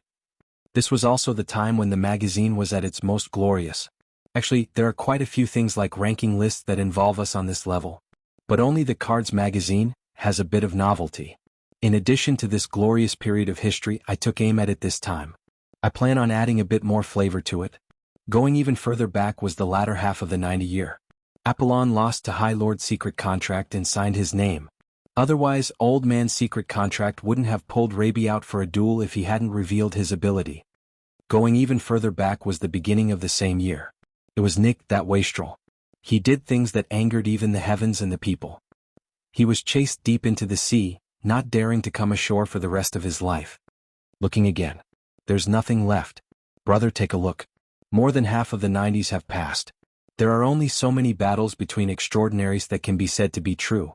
Of course, these battles don't include those where both sides have misgivings about fighting. Don't you think that's very boring? Luonan really didn't think so. Blood Demon raised his eyebrows. This is the difference in our understanding. We can put it aside for now. The truth is that the 80 to 90 extraordinaries in the entire world have far too little direct communication with each other. Everyone is secretive. They look left and right. Even though they wish they could pull out the tendons and flay the skin of some people, they are always worried that the cranes and clams will fight, and the fishermen will benefit from it. All of them are very bashful. Of course, there are also the constant indoctrination of the Star Alliance Committee. They constantly pull the reins. Why do you think the Deep Blue platform suddenly entered actual combat at the end of the 90s? It's because they were frightened by the fight between Old Man Secret Contract and Apollon. You need to guard against the wilderness, but you need to guard against extraordinaries. Blood Demon was excited.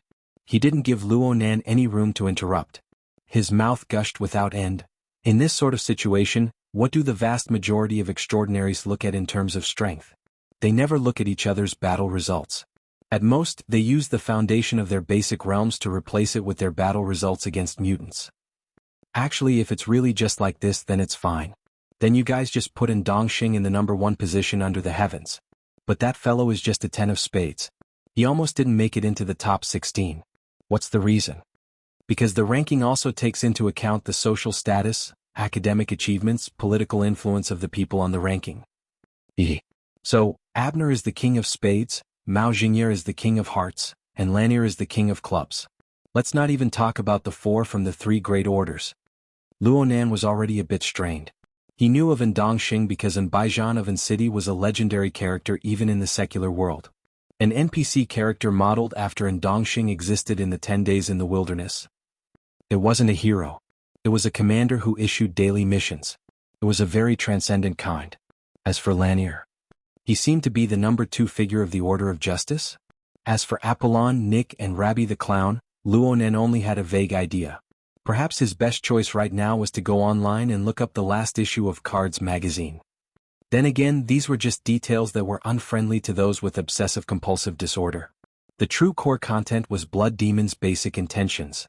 Though Blood Demon took a big detour, Luonan was still able to hear it. This bro simply wished for the whole world to be in chaos. He wanted to rely on the influence of Cards magazine to fan the flames among the various extraordinaries in the inner world. There was a certain concept in the inner world circles that equated extraordinaries with high-yield nuclear warheads. From Luonan's perspective, the theoretical destructive power of a nuclear warhead was certainly far greater than that of an extraordinaire if he were to use mathematical formulas to convert them. But on the plane of reality, he already had the right to speak about what an extraordinaire could do. 2 extraordinaries clashed head-on, especially in the form of a life-and-death contest, and the consequences that would occur were truly chilling to think about. If Blood Demon was in an ideal state, Luonan didn't want to think about it. He didn't want to help, even if it was just to do some side work. He absolutely didn't want to. Mr. Blood Demon. Blood Demon raised his hands and pressed them down, interrupting Luonan's words. I understand what you want to say. It's most likely something along the lines of, those who walk different paths cannot make plans together. However, bro, please don't ruin the current atmosphere for now. Actually, I can be a bit more tactful. I can even not tell you. I can just discuss the contract as it is and discuss it as it is. But I still said it. This shows an attitude of respect. I respect your status. I respect your intelligence. I respect your strength. I respect your strength. Let's lay everything out clearly. Business is business. In the end, we still need to return to the conditions. Blood Demon extended his hand as he spoke. He picked up the locked briefcase that he had placed to the side earlier and slapped it onto the table.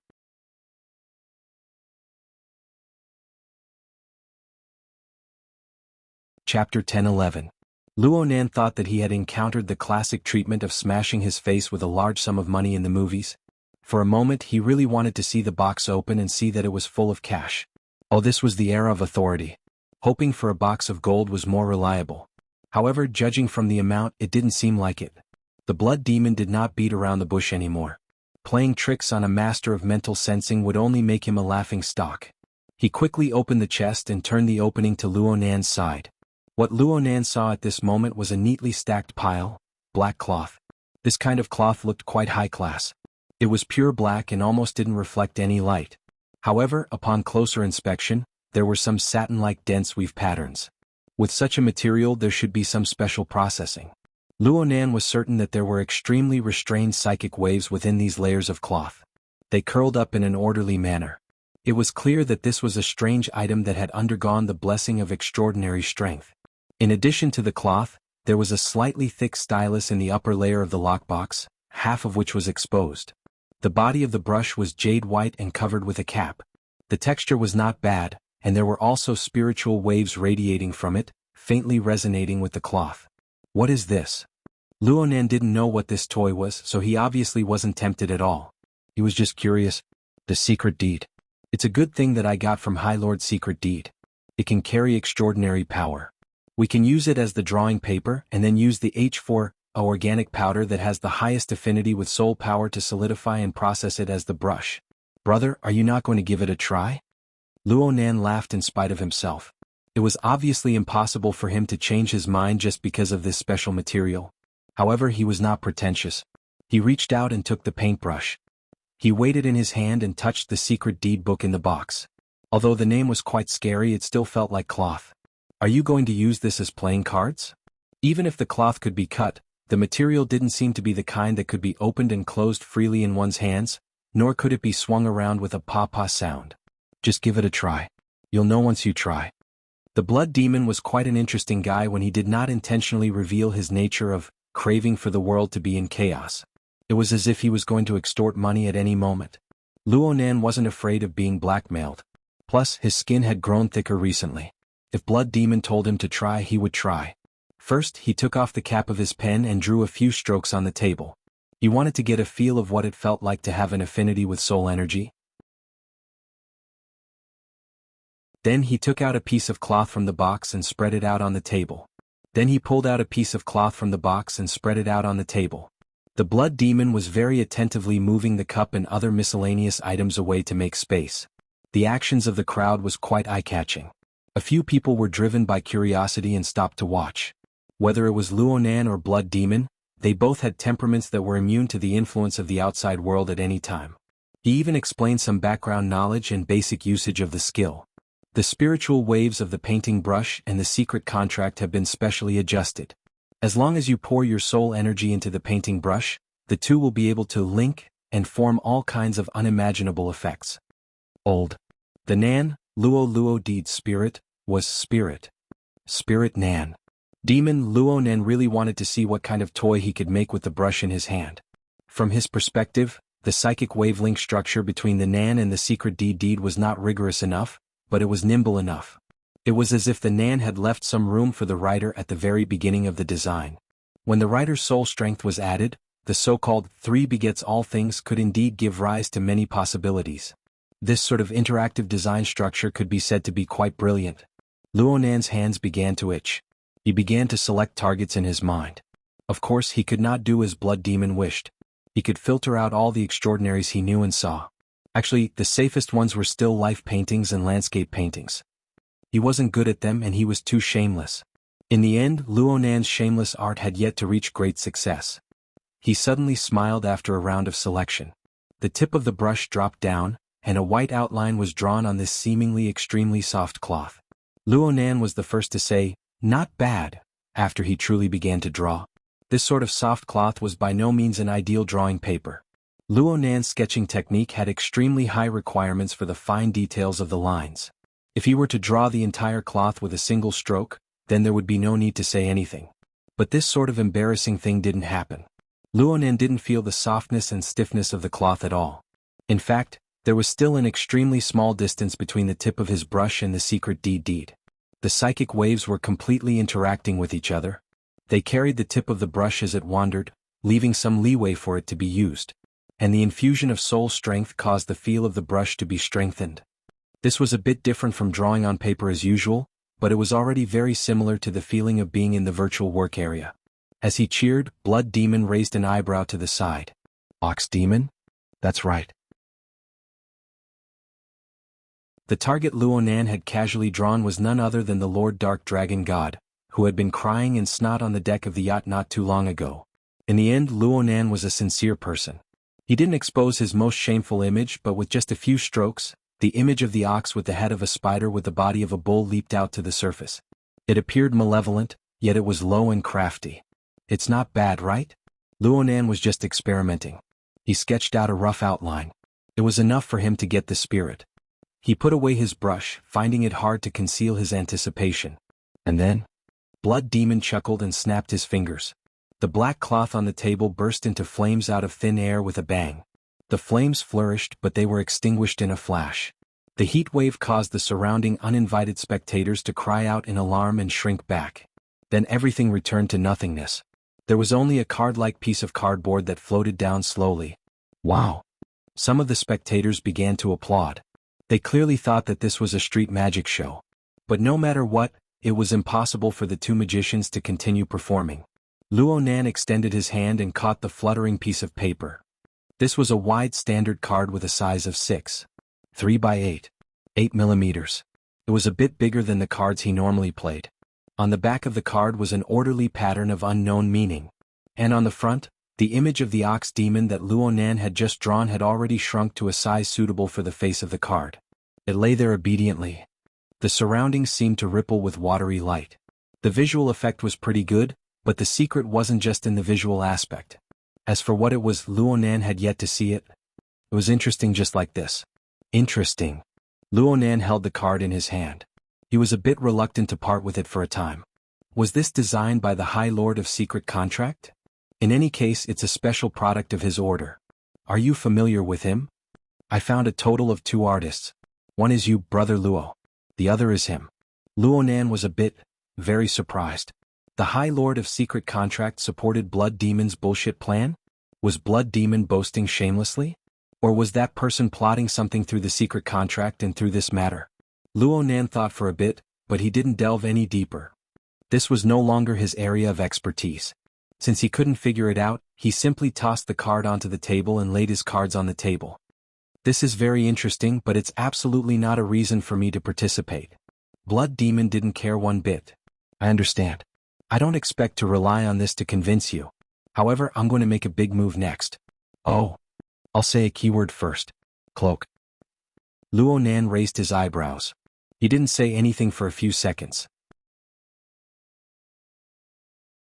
Then he leaned his back against the back of the chair. His gaze swept past the magic card on the table before looking at Blood Demon.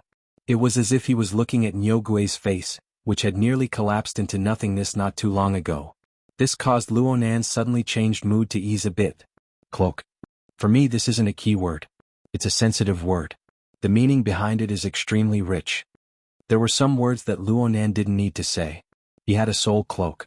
Recently, the clamor within the inner world had yet to die down. It was even directly related to the High Seas auction. It was the holy cloak of the Xieluo order. This was directly related to his grandfather. He remembered that his grandfather had once said a related word. Luonan had even heard similar concepts in the environment of the relay station. But no matter what the meaning was, no matter what level it was an offense to speak of it in a negotiating tone from the mouth of someone else. Luonan didn't hide anything. Mr. Blood Demon, I can tell you something in advance for the sake of maintaining a good atmosphere. I know a bit more about this than you can imagine. If we were to play riddles and play games to coax children, it would be hard for everyone to avoid awkwardness. Blood Demon grinned, revealing his snow-white teeth. I can see that. That's why I'll say it up front. I respect you. I won't play any tricks. One is one. Brother Luo, you have to admit that you're interested in this keyword. We can continue to talk. I can also declare that I won't play the empty-handed trick of a white wolf. I won't use the asymmetry of information to win a temporary profit. In the future, I still need Brother Luo to constantly come up with maps. When the time comes, you can just randomly block me and get angry for no reason. That won't be good. Now, can we continue to talk? Luonan gestured with his hand, inviting Blood Demon to continue. Blood Demon didn't immediately speak. His finger lightly tapped the table twice and a projected area appeared. It was close to noon. Fortunately, the parasol blocked most of the dazzling sunlight. The secret deed book in the box also served as the background. Aside from being a bit hollow, the visual effect was alright. And so Luonan saw a rather casual recording in the middle of the projected area. This should have taken place in a rather dusky space. Shadows were everywhere, and it seemed that there wasn't just one person. And at the center of the focus of the image was a book that seemed to have been burned recently. It looked like some of it had already been burned. The outer cover was black, and the entire book had become fluffy. The edges even carried some sparks that had yet to completely extinguish.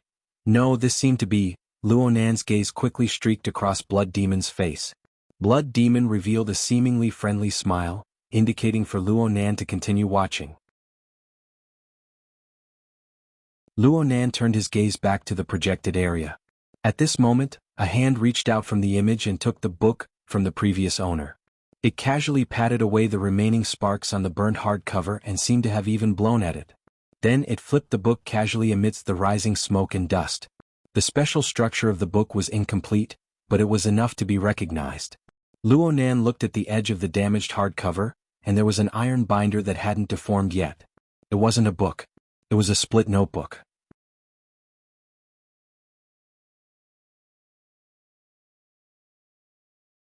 Chapter 10-12. Identifying the structure was easy, but the contents of the rapidly flipping pages were not something that a low-quality image could bear clearly. Luonan could only confirm that the contents were very, very sloppy. Many places were blank, and there seemed to be very few words that were completely formed into strings. But in the end, the flipping of the notebook stopped at the first page. To be exact, it was the title page of the notebook. This was the first time that the relatively complete and clear contents appeared. The most important thing was that the contents were very familiar. It was a set of hand-drawn geometric figures. It was a combination of a tetrahedron, inscribed sphere and circumscribed sphere. And below this set of figures were 4 short sentences with a total of 16 words. Luonan would never forget even in death. My heart is a prison, my heart is a furnace. My heart is a mirror, my heart is a nation. These were the 16 words that Luonan had engraved into his soul ever since he was 10 years old, as well as the formatting theory diagrams for visualization. If one were to just look at these, the contents of each page of the notebook that Luonan kept at home would be practically identical. At most, the handwriting would be a bit sloppy. Actually, this wasn't the only thing. The most eye-piercing thing on the most recognizable page that Luonan had seen so far was the random scribbling on the page. There were some chaotic lines that had already been scratched on the page. At first glance, it seemed that they were seriously dissatisfied with the contents of the notebook, or perhaps they were purely venting their emotions. But Luonan already had a preconceived impression in his mind. He carefully distinguished them, and soon he discovered that these chaotic lines actually had a pattern. They were handwriting. It was just that the scribbling was messy and shaky, causing the words to only take shape. There were a total of 2 words, cloak. Luonan tightly gripped the cup of water, not moving an inch. In his eyes, the fuzzy and messy lines seemed to possess their own life force. They shrieked as they struggled out from nothingness, distorting the words and figures on the title page. They were also like an electric current that pierced straight into his brain. Within the dark clouds of memories, countless familiar images were stimulated. It was like a thunderstorm rumbling through the depths of his mind. But in the end, the only thing that appeared clearly in Luonan's mind was a short remnant of a deranged image. It was the emaciated old man trapped in the ward. He waved his arm crazily, kicking over everything he could destroy. He howled hoarsely, "Let the flames burn. Burn through this cloak's darkness. The new god wants to step on the bones of the old god and ascend to the throne. Come, come, let's see who is the master of the universe." Luonan subconsciously reached out with his hand, wanting to support her, but the virtual image of his memories immediately shattered. The notebook that seemed to have just gone through a fire calamity lay before him. He wanted to touch it, but he ended up touching empty air. Luonan's movements froze and Blood Demon's voice rang out in a timely manner, "Don't be hasty. There's more to come." As he spoke, the person who took the notebook picked up the remaining black ash on the page and rubbed it with his fingertips. Then he raised his hand and walked out of the camera. No one knew what he was doing. At this time, Luonan's brain was finally able to diverge a bit in other directions. He was able to naturally discern from the performance of the camera that the fellow holding the notebook should be the videographer himself. And there should be a discussion going on here? But Luonan didn't hear it. "What about the sound?" "I'm sorry, I didn't." The Blood Demon shrugged. "I don't even know how many hands this thing has been in my possession. It's normal that it's been processed." As he spoke, Luonan saw from the videographer's first-person perspective that this fellow suddenly exerted strength. He tore off the leather packaging of the notebook in a very rough manner and opened the metal binder. Then he tossed these appendages to the side along with the title page. All that was left was the binder that had completely lost its binder. The image paused for a bit here. Perhaps it was the sound of another conversation that had been processed. But soon, Luonan was able to guess the content of the conversation. This was because a cluster of red light lit up in the dusky room in the image at this time. It shot over from the side. It looked to be the low power state of a laser emitter. But to the fragile paper it was also a disaster. The red light cut through the darkness, passing through the already scattered pages. A ball of fire ignited within Luonan's virtual pupils. The binder was burned through by the flames brought by the laser, destroying at least a third of it. Luonan didn't know what the intentions of the people in the image were doing this, but his mood was terrible. Extremely terrible. Right at this moment, the Blood Demon suddenly spoke. Here comes the crucial part. The projected image seemed to tremble a bit just as Blood Demon finished speaking. The rays of light suddenly dimmed, and the flames on the burning binder were extinguished for some unknown reason. Luonan wasn't present, and he didn't have the assistance of sound. He was completely unable to guess the reason. But at nearly the same time, the focused area of the camera suddenly made a large shift. It shifted from the damaged binder that flickered in brightness to the leather packaging that had just been tossed to the ground, as well as the title page that had been brought down. The dark red beam of light lit up once more, but this time it struck the title page on the ground. The problem was that the title page didn't immediately combust despite being made of the same material. There was just an additional moving speck of light on its surface, and the page was slightly scorched. The power of the laser emitter increased, and the page finally couldn't endure it any longer. A hole was burned through it, and the diagrams and words on the page began to be swallowed by the flames until they turned into ashes. The camera zoomed in. It was probably because the person recording wanted to grasp the uniqueness of this page a step further. But when the camera zoomed in halfway, there was another violent tremble. There seemed to be a turning motion as well.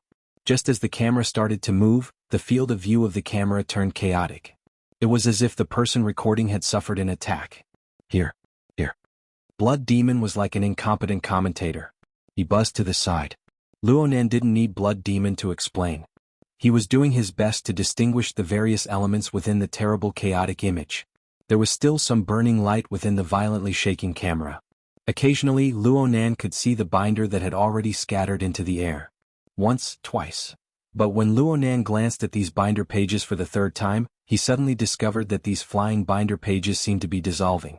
Even though the flames ignited by the laser had been inexplicably extinguished, these binder pages continued to rapidly disappear amidst the flickering light and shadow. It was as if they wanted to melt into the darkness that was becoming more and more dominant. This wasn't an isolated phenomenon.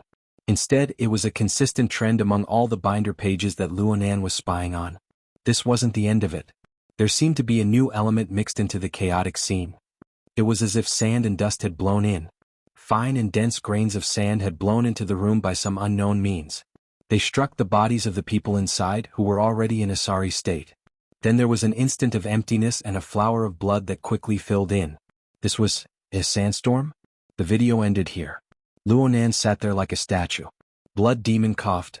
I heard that this video came from the hands of a fellow from Wuxia city called the Horn Demon. It seems that you guys had a deal before? Horn Demon?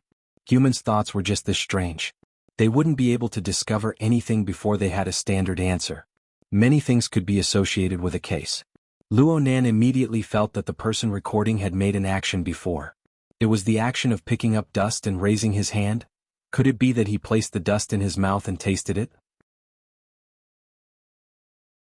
Then wouldn't the location of the video just now be the Format 70 laboratory that was enveloped by the sandstorm of the mist labyrinth in some unknown corner of space? Was this the recording of the Horn Demon entering the laboratory for the first time? Luonan's lips twitched.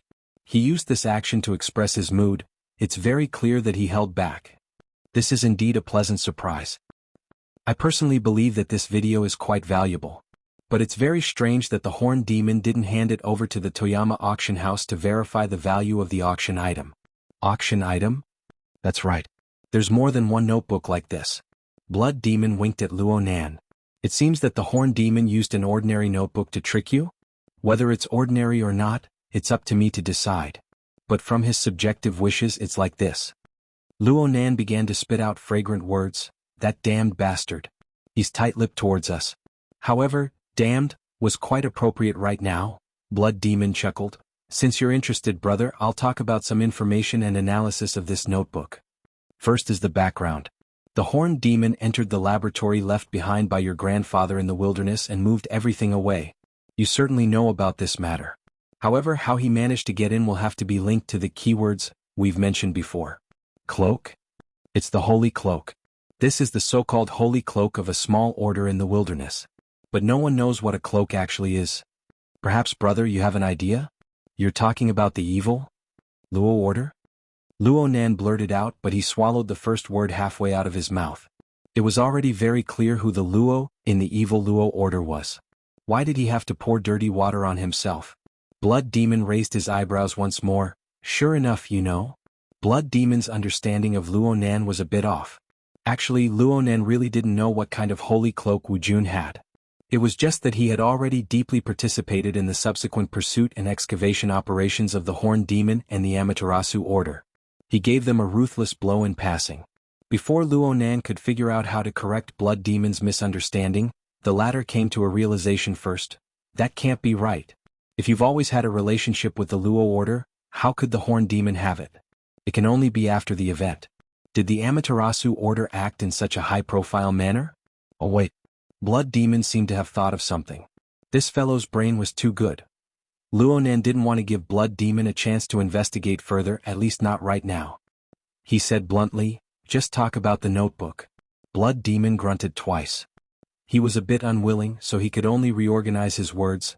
"Okay, since you understand the relevant background, let's get straight to the point."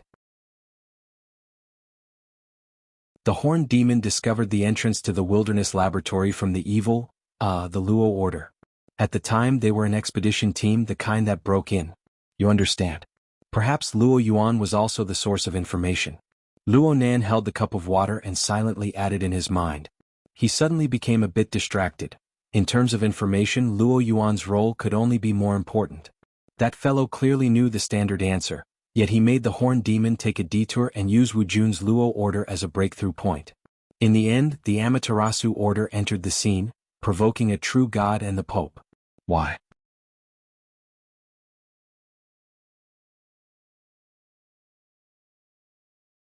Chapter 10:13. Could it be that Luo Yuan and Wu Jun had an irreconcilable enmity? But with Luo Yuan's strength, annihilating a tiny Luo order was as easy as flipping his hand. If he wanted to get rid of them, he would have gotten rid of them a long time ago. Why did he have to go around in circles? It didn't make sense. Luo Nan discovered that this problem was much more difficult than researching configuration and superconfiguration. Blood Demon continued, "I won't go into the middle of the process. In any case, they made a huge profit. When they began to deal with and divide the spoils, they discovered these special types among a large number of similar notebooks. Then you can see the result. It was an extremely bad experience." Luo Nan asked casually, "How bad was it?" Only one person from the first exploration team survived, and that was the Horned Demon. In any case, this is what he said. "Now there is no one. I can say this." In the end, Luo Nan didn't say this. He just sighed.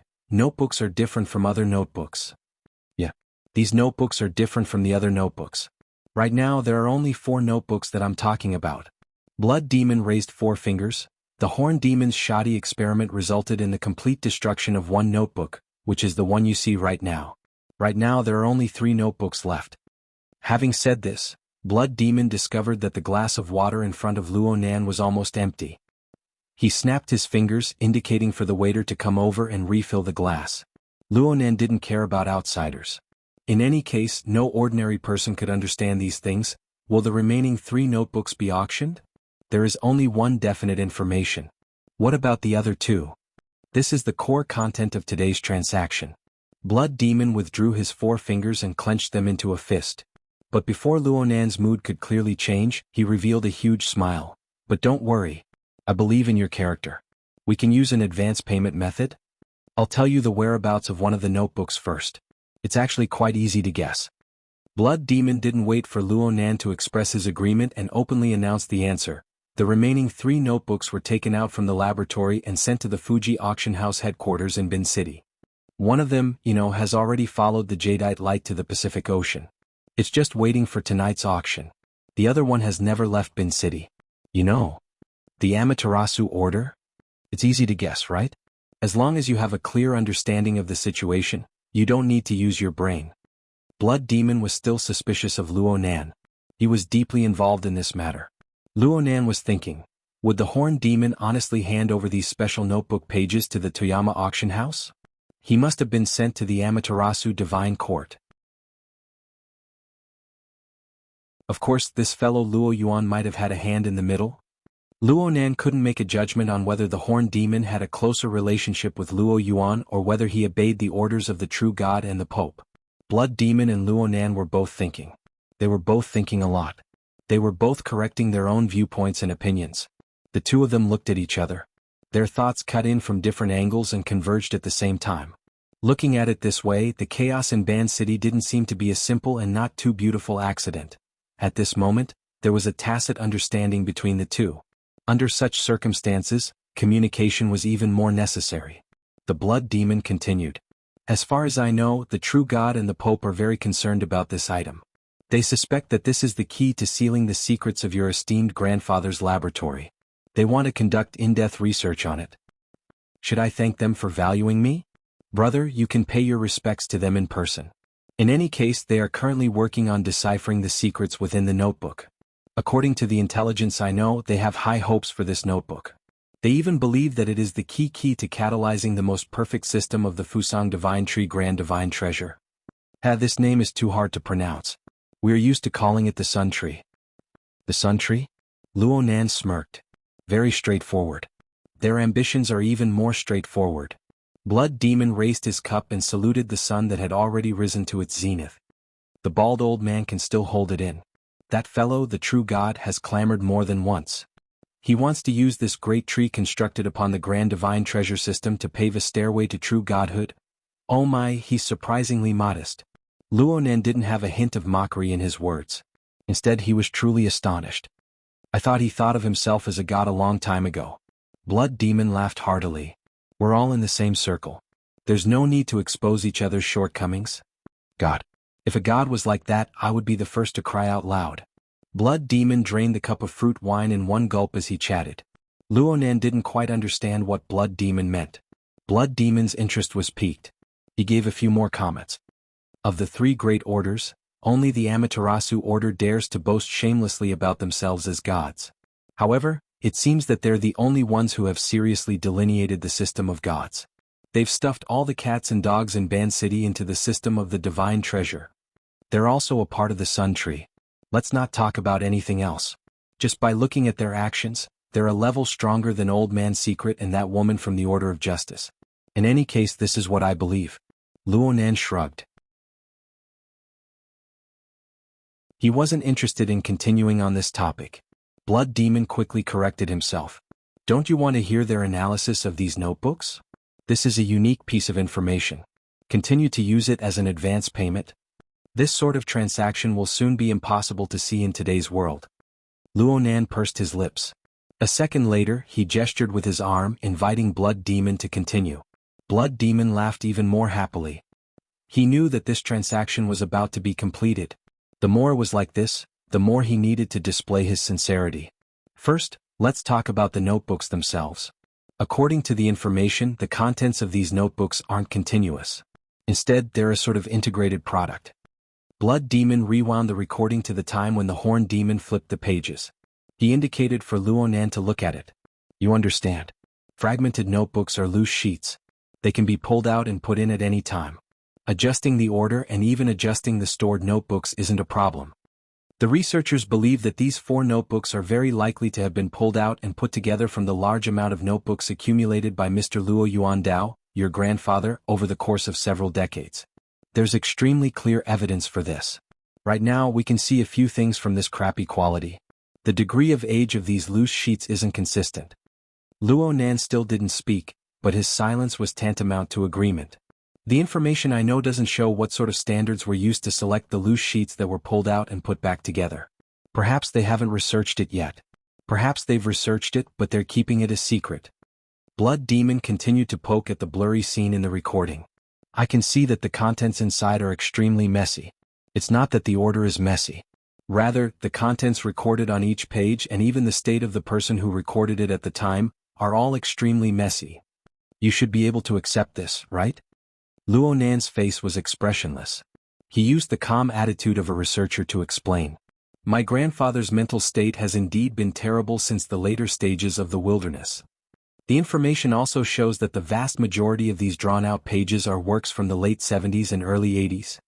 Looking at it from the most reasonable and ordinary perspective, perhaps it was Mr. Luo Yuandao or someone else.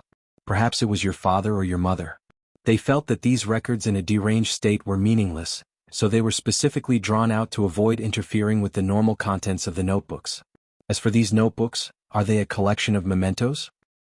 Is that possible? However, it seems to be more interesting to consider it from the perspective of people like us. And that is that these loose sheets themselves are special.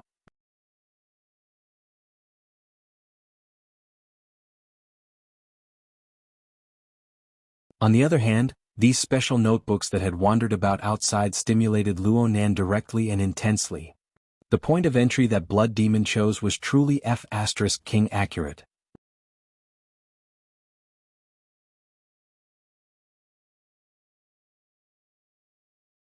Chapter 10:14. At Luo Nan's level, his understanding of the Heaven Abyss civilization continued to deepen. The possibility of him making a shocking discovery from the notes his grandfather left behind in the wilderness wasn't high. Luonan just found it hard to accept. This was clearly the result of his grandfather's work. Why was it that he had to be unearthed, tormented, and destroyed by others before he could learn of it? Was it because he was too easy to bully? Blood Demon continued to reinforce Luonan's thoughts. Many people will be interested in this. This recording is still circulating in a small circle right now. But a few hours later there will certainly be changes. As for after the auction, maybe there will be a whole new treasure hunt. Actually, the Amaterasu Order has already been making continuous preparations for this matter. They are even willing to pay a little bit of a price. Aside from their own deciphering, I heard that they have already begun to recruit external personnel, especially psychics of the extraordinary level. This was a sensitive word. Luonan shot a glance. Psychics? Some things can't be researched conventionally. Psychics? Isn't it quite like the inner world? Blood Demon spread his hands. Relax. They definitely won't invite you. There are very few psychics in this world, but the proportion of extraordinaries isn't small. The topic slowly expanded. Luonan needed to organize his thoughts a bit, but at the same time he hoped to obtain more information. He began to look seriously at Blood Demon. There was no need to say anything. This was an extremely straightforward expression. Blood Demon raised another 4 fingers. At present, there are 52 extraordinaries listed in the card deck. Among them there are 4 psychics. That's more than 7% of the total. If we only consider the mental side, it jumps to more than 15%. Furthermore, they are all very powerful fellows. Of course, they might not be able to invite true gods. Let's analyze them one by one. Apollon. Apparently, Old Man Secret Deed spat out a few mouthfuls of blood when he subdued him. But he's still a traitor who doesn't listen to orders. He built an independent city in the wilderness. No one can order him around. Yeah, I think true gods and the Pope won't be able to invite this fellow. Luonan heard Blood Demon say Apollon twice. More information was dug out from the depths of his memories. City. Armageddon? That's right. It's the only city among the 88 major cities that doesn't have a garrison of the Star Alliance Committee. It doesn't have any government officials. It only has the will of an individual. Oh, that's really unlikely. That's right. Let's talk about the next one, the Dead Witch. That witch. You can ignore the rest. I know that. Boo City's shaman, a very powerful old lady. This is what old you said. It seems that in this domain she can be said to be the strongest in the world. Not bad, but her body is weak and she usually doesn't go out, so the possibility of inviting her is not high. But that old woman has a strange temper, who knows what she's thinking. Next is the top 6. This bro is young and energetic and he's a research type. Maybe he'll be interested in this. However, he's in Baijan's right-hand man, and most of his energy is focused on the northern defense line. It's unlikely that he would go to Ban City and risk offending you. Finally, there's Mola, a super talented troublesome woman. If it weren't for you, she would have enjoyed the world record of being the first to become an extraordinary for a very long time. In my opinion, she is the most likely candidate in this matter. Luonan frowned. He had only heard about Mola from a friend in Xia City last night. It seemed that Octopus was quite obsessed with her. She's extravagant and wasteful. Her expenses are huge and she often gets hired to do dirty work to earn money. As long as the price is right, she's not afraid of doing things wrong. Plus, I have exclusive news. This woman was in T-City 2 days ago. It seems that she wanted to join in the excitement of the auction. But yesterday she went in the direction of the old continent. She said that she was visiting relatives, but who knows the specifics. Luonan spun the cup of water as he went over the names of the 4 extraordinary psychics in his mind. He still had the same problem. His understanding of these people was far too lacking. Similarly lacking was the way the Amaterasu Order did things. So far, it was practically Blood Demon's side of the story. If he hadn't made some moves earlier, he would be no different from a marionette today. This had nothing to do with trust. It was just a matter of taking the initiative. After thinking for a few seconds, Luonan lowered his head and laughed. Maybe they want to beg me. Didn't they transfer this information to me? Blood Demon spread his hands. Your way of thinking is quite peculiar. Then what am I in this? I'm not doubting you. Luonan finally put down the cup. But doing research, whether it's intentional or not, can no longer be done by shutting yourself off and building cars. Multi-party cooperation is one way, and competition in scientific research is another. But sooner or later the results must be shared. It's just that not every contributor can live to enjoy the benefits of the results. Blood Demon was startled for half a second before he laughed out loud. You're a professional in this field? Luonan shook his head before Blood Demon could finish speaking. I'm just guessing. You just said that there are only 3 of these special notebooks left. I believe that they were all controlled by the Amaterasu Order. Am I right? Blood Demon chuckled at Luonan's complete ignorance of the Fuji auction house. It's quite realistic. The Amaterasu Order left one for their own research. They threw one into the high seas auction. No matter who gets it, they will conduct research. I feel that my chances of getting it are quite high. Tiske. They're determined to get it. Yeah. They don't hesitate to kill and rob, Luonan replied jokingly.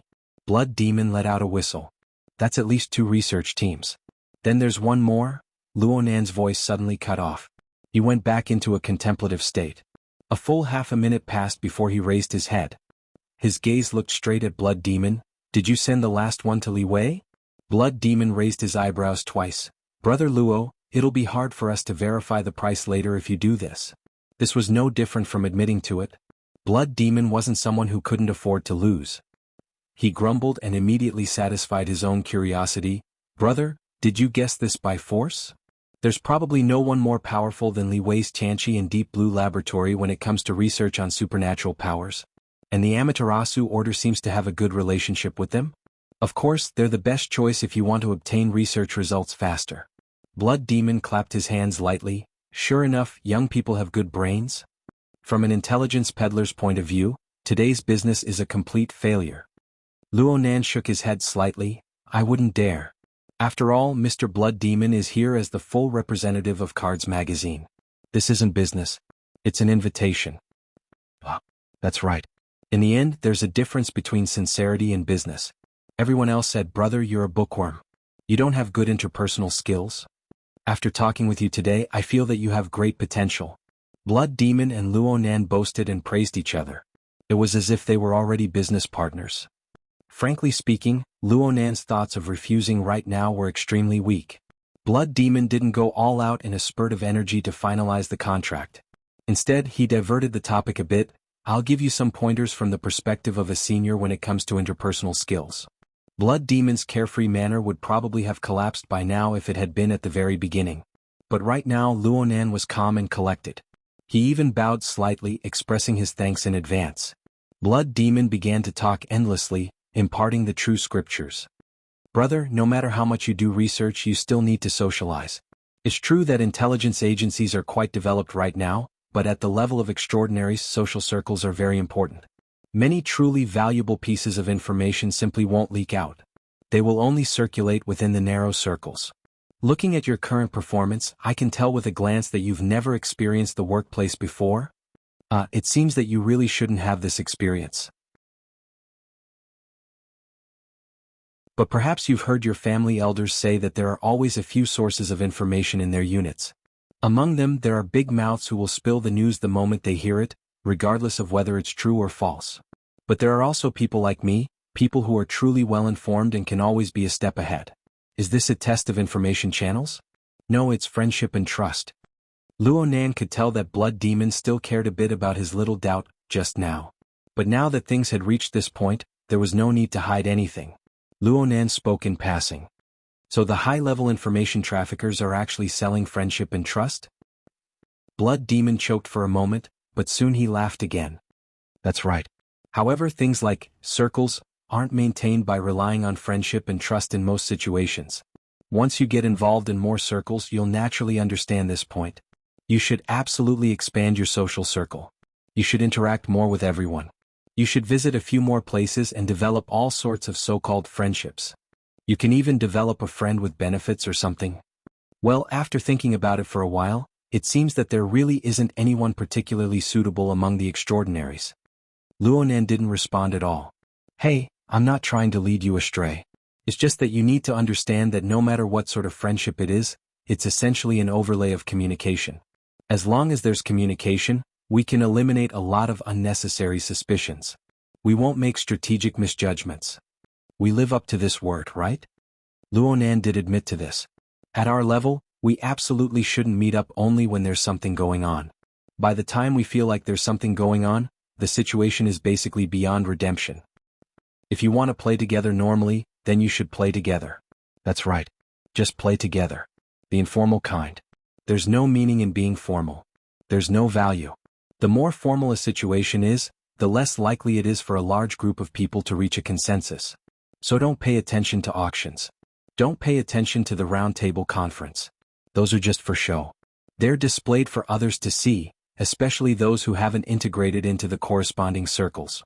On the contrary, you need to pay attention to them.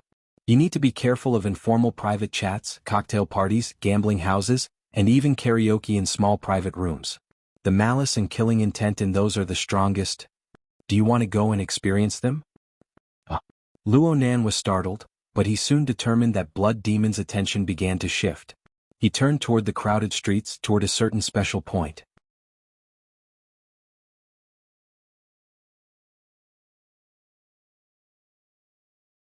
Chapter 10:15. As time continued to pass, the fierce sun above the small island on the equator began to display its might.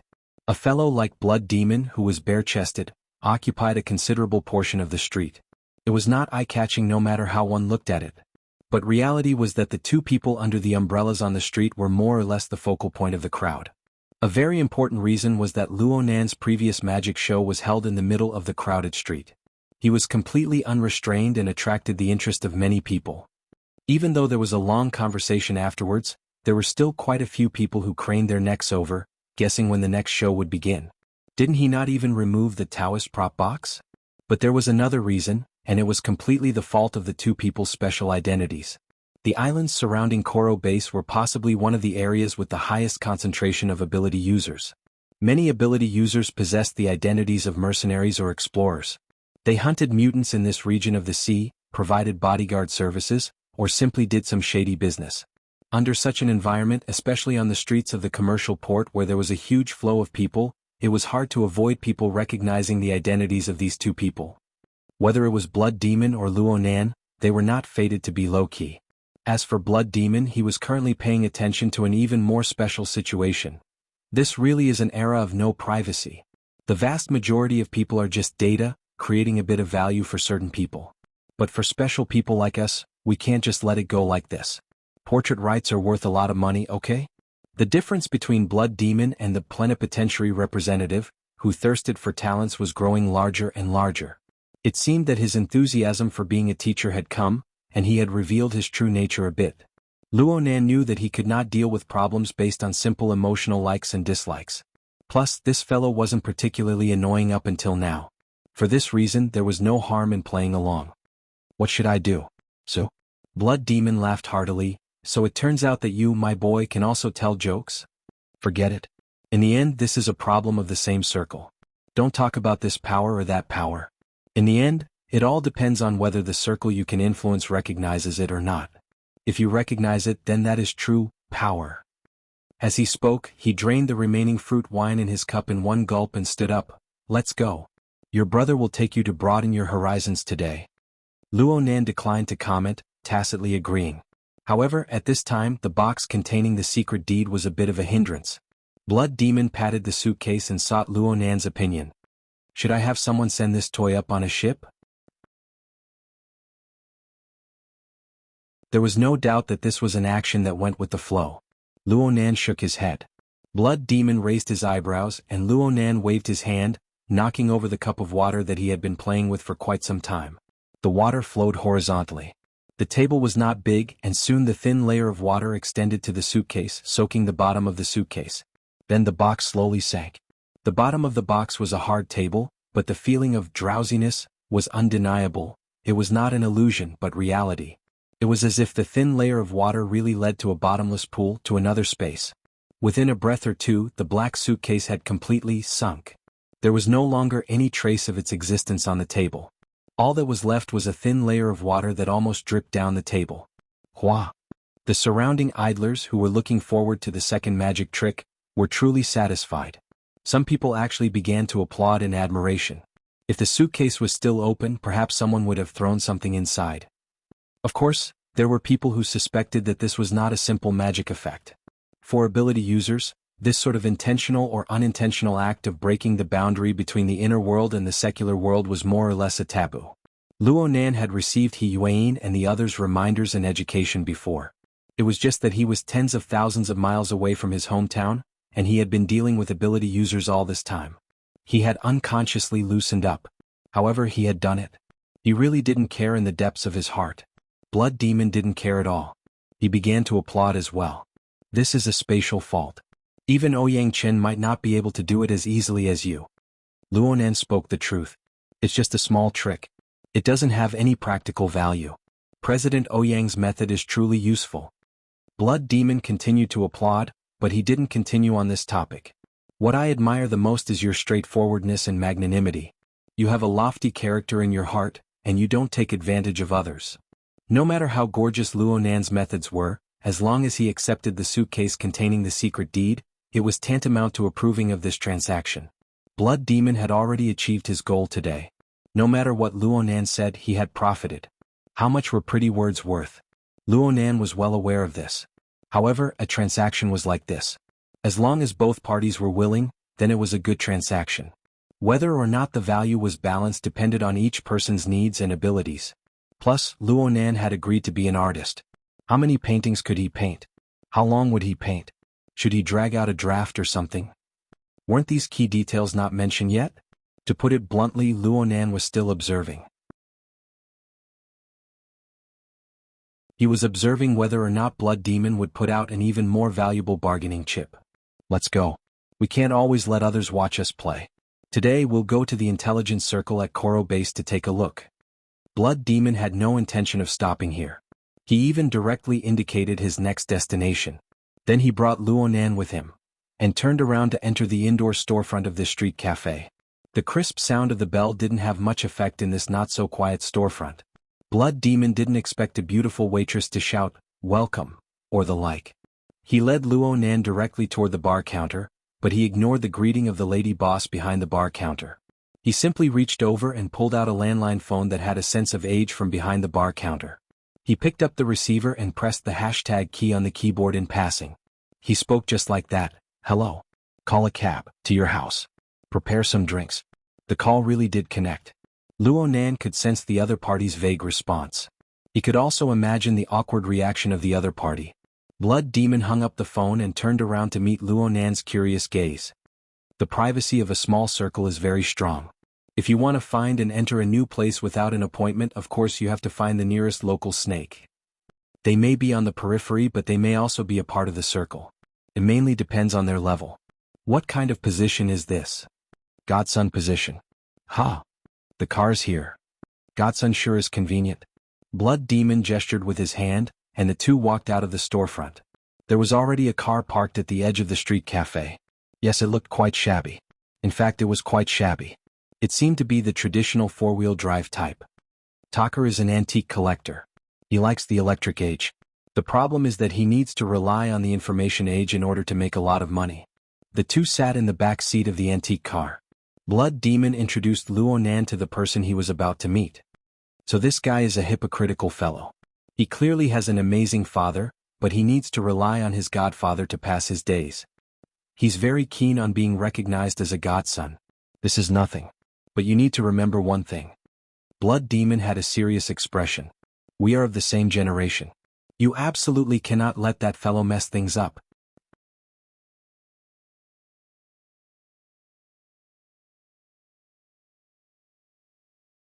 Chapter 10:16.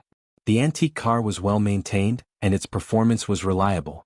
The car circled around the crowded port area for 7 or 8 minutes before Luo Nan arrived at the door of a certain circle member known as the Godson File.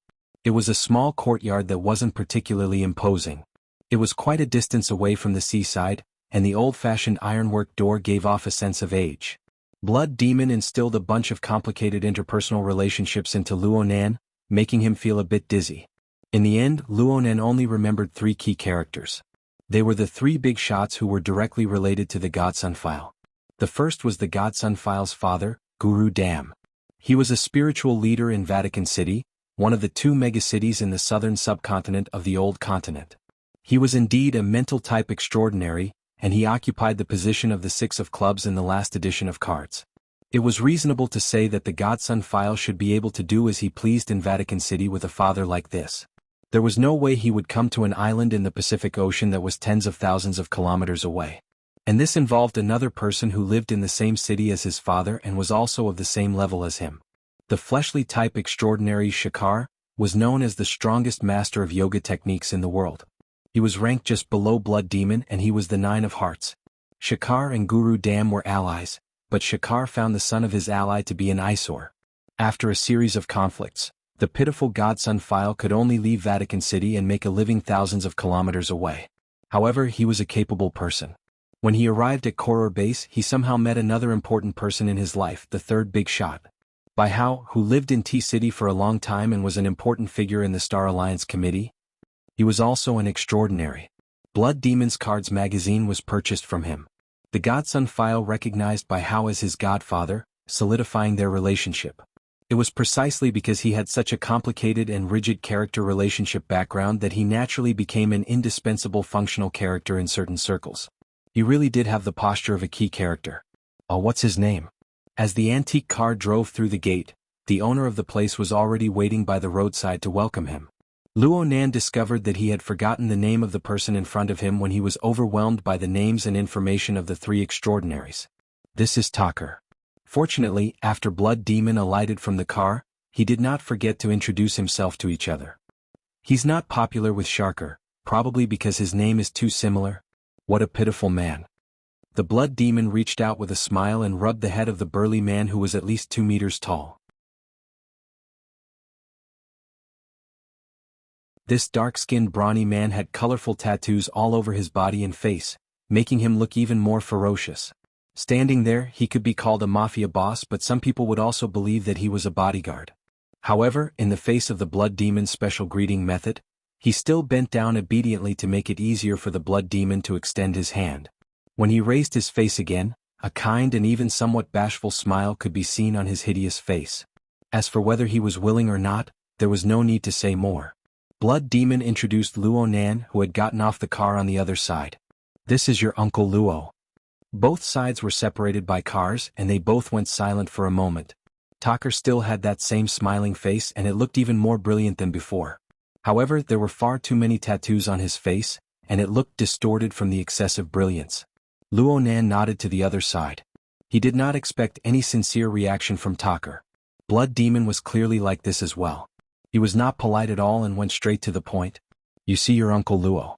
As long as you have a brain that isn't made of muscle, you will know why we're here.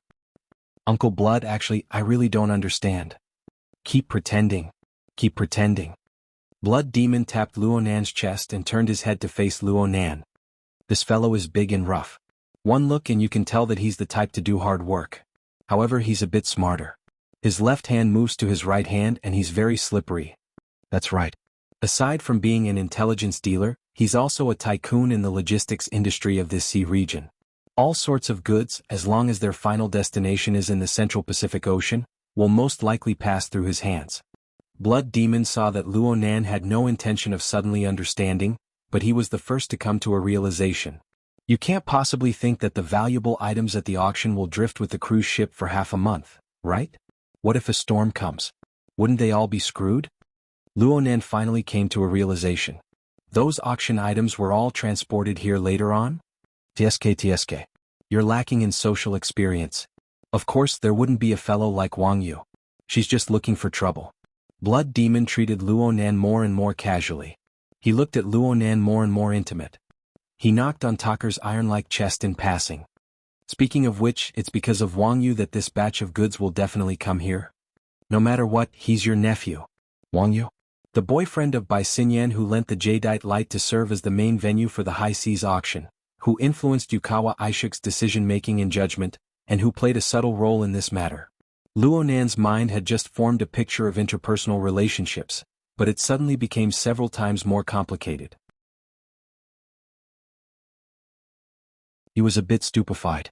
This time, Tucker's mouth split open to an especially large extent. It was still a smile, but the emotions contained within were far more complex. Even with Luo Nan's acuity towards the mental plane, it was not easy for him to clearly discern Tucker's emotions. In the end, this tycoon of intelligence and logistics who was like a mafia boss grinned once more. This time his words were a bit harder. Uncle Blood, don't say it like that. I nearly thought that you guys were going to rob me halfway. Fortunately, you guys came 12 hours late. The goods have already arrived on the ship. You guys should be setting up the venue right now. Blood Demon chuckled. If it wasn't for your Uncle Luo insisting on making fish soup at sea, we might have arrived last night. Luo Nan ignored the special relationship between uncle and nephew. He simply took the initiative to ask out of curiosity, "Who is Wang Yu to you?" Tucker answered straightforwardly, "He's my adoptive father's grandson." Luo Nan nearly asked, "How many adoptive fathers do you have?" Arrogance. The arrogance of a technician. He wholeheartedly studies the objective world. He can't even sort out social relationships well, let alone take care of them. Was it because Luo Nan was too cooperative? Blood Demon grew more and more arrogant. He brought out the enthusiasm of a teacher. This Wang Yu can be considered a key character no matter how you look at it. Didn't you investigate his ancestry 8 generations ago? This fellow isn't that old. How is he able to do so well? Aside from having the ability, his innate capital is also a very important factor, okay? Remember, it's true that his surname is Wang. His family itself is a colossus that straddles the military, politics, and business. But for us, we need to remember that his mother's surname is Bai. He's Bai Hao's grandson. Bai Hao only has one precious daughter. He takes great care of his only bloodline.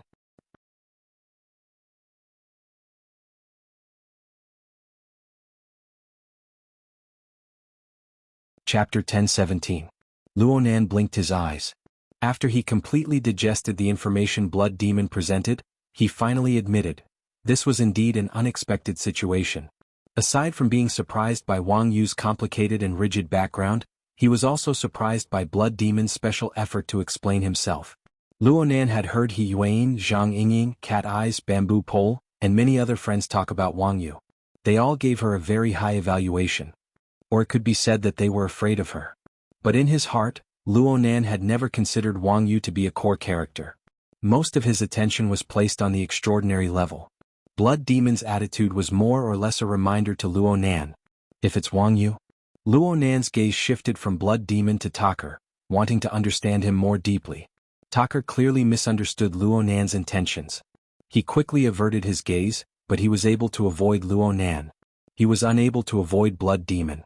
Blood Demon simply reached out and pressed Tucker's scalp, forcing him to turn his face.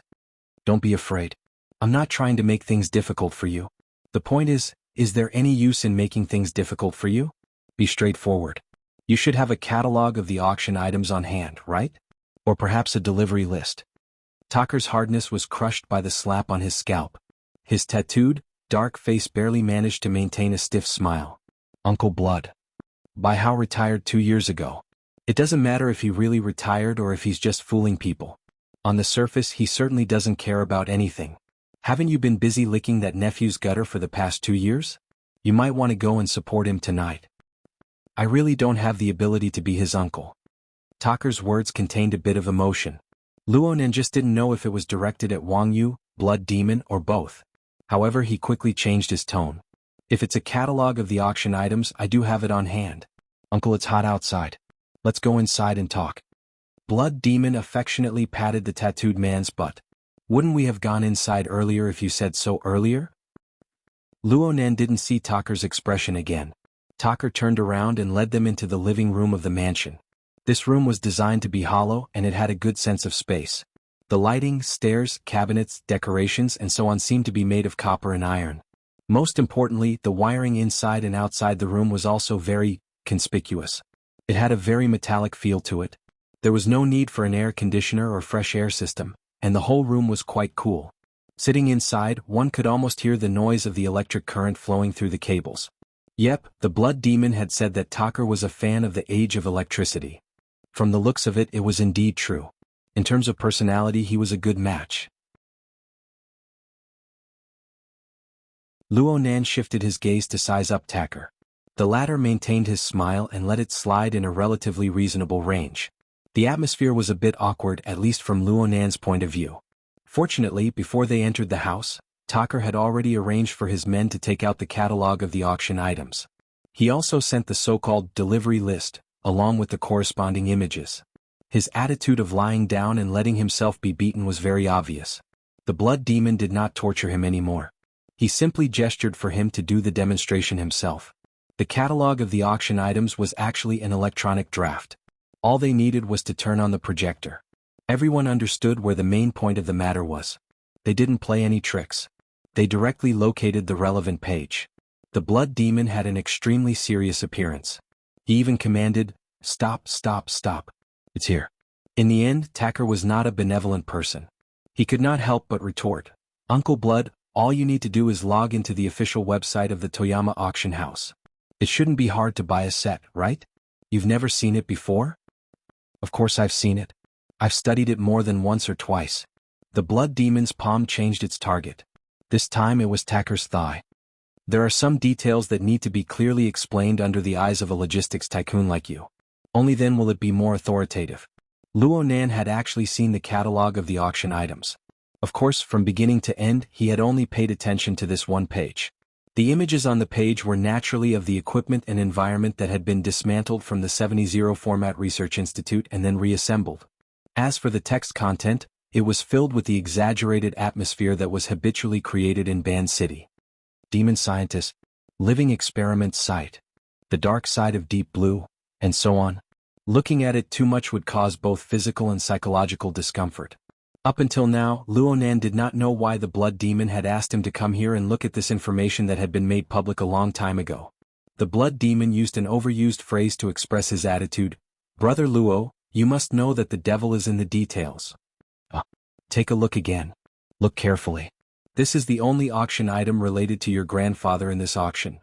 Luo Nan was sharp in the end. "The only one." "That's right. It's practically impossible for a regular auction, especially an old brand like the Toyama auction house, to suddenly increase the auction items. That would be too unfriendly to the bidders. Therefore they will only auction the items shown on the catalog." "Then, what about the notebook you were talking about?" "It's right here." The blood demon pointed at an extremely unremarkable corner of the projection image. It was a certain operating console at the edge of the ring-shaped distributed space of equipment. There was indeed an open notebook displayed there. Luo Nan was speechless for a time. Let's not talk about whether or not he had noticed this detail before. Even if he did see it now, he would still believe that it was some sort of display element. Could it be that the Toyama auction house would restore the scene on the projection image without the slightest error during the auction? Hold on, it was hard to say. You can see it now. This notebook isn't an independent auction item. It can be said to be a part of the entire laboratory equipment system. It can also be said to be an addition to this equipment system. Do you know what this means? The blood demon concluded, "Someone wants to play with you." Luo Nan's gaze focused on the projection image. He pursed his lips in silence. "Think about it. Let's say you're in an auction right now. You're sitting in the auction seat. The auctioneer will spout lotus flowers on the stage, wantonly exaggerating the value of this set of equipment and the mysterious laboratory behind the equipment. Everyone's appetite will be whetted." The blood demon was like a scriptwriter. He strung together the entire plot thread in the reading session. The problem is that the equipment is dead. It has been stripped away from its original position. It doesn't even have a specific research object. In the end, many people will hesitate. They will have doubts because of you. At this time, the auctioneer will walk over here, pick up this notebook, open it, decipher it, tear it apart, and burn it. Of course, it will be more convenient to play the video related to this notebook. What will happen next? Luo Nan still didn't speak. His gaze remained fixed on the projection image. The blood demon grinned. "I can't guess what other people's reactions will be. For the majority of the bidders at the scene, it doesn't really matter if there's one more addition or one less. What they consider more is the problem of their relationship with you. But what about you? If you prepared the corresponding funds and bargaining chips early on, then the value of the entire equipment will rise along with this notebook. Do you want it or not? Of course you want it, but do you have enough bargaining chips? Won't it be awkward if you don't have enough bargaining chips? How does it feel after the awkwardness?" The blood demon's voice suddenly broke off. This was because Luo Nan shot him a glance. Blood demon grasped the emotion in this glance. He laughed even more happily. "Ah, I really guessed it.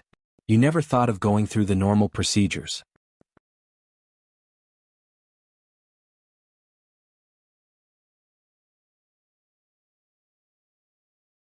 Chapter 10:18. Luo Nan remained silent amidst Blood Demon's laughter. On the other hand, Taker's eyeballs moved slightly to the side.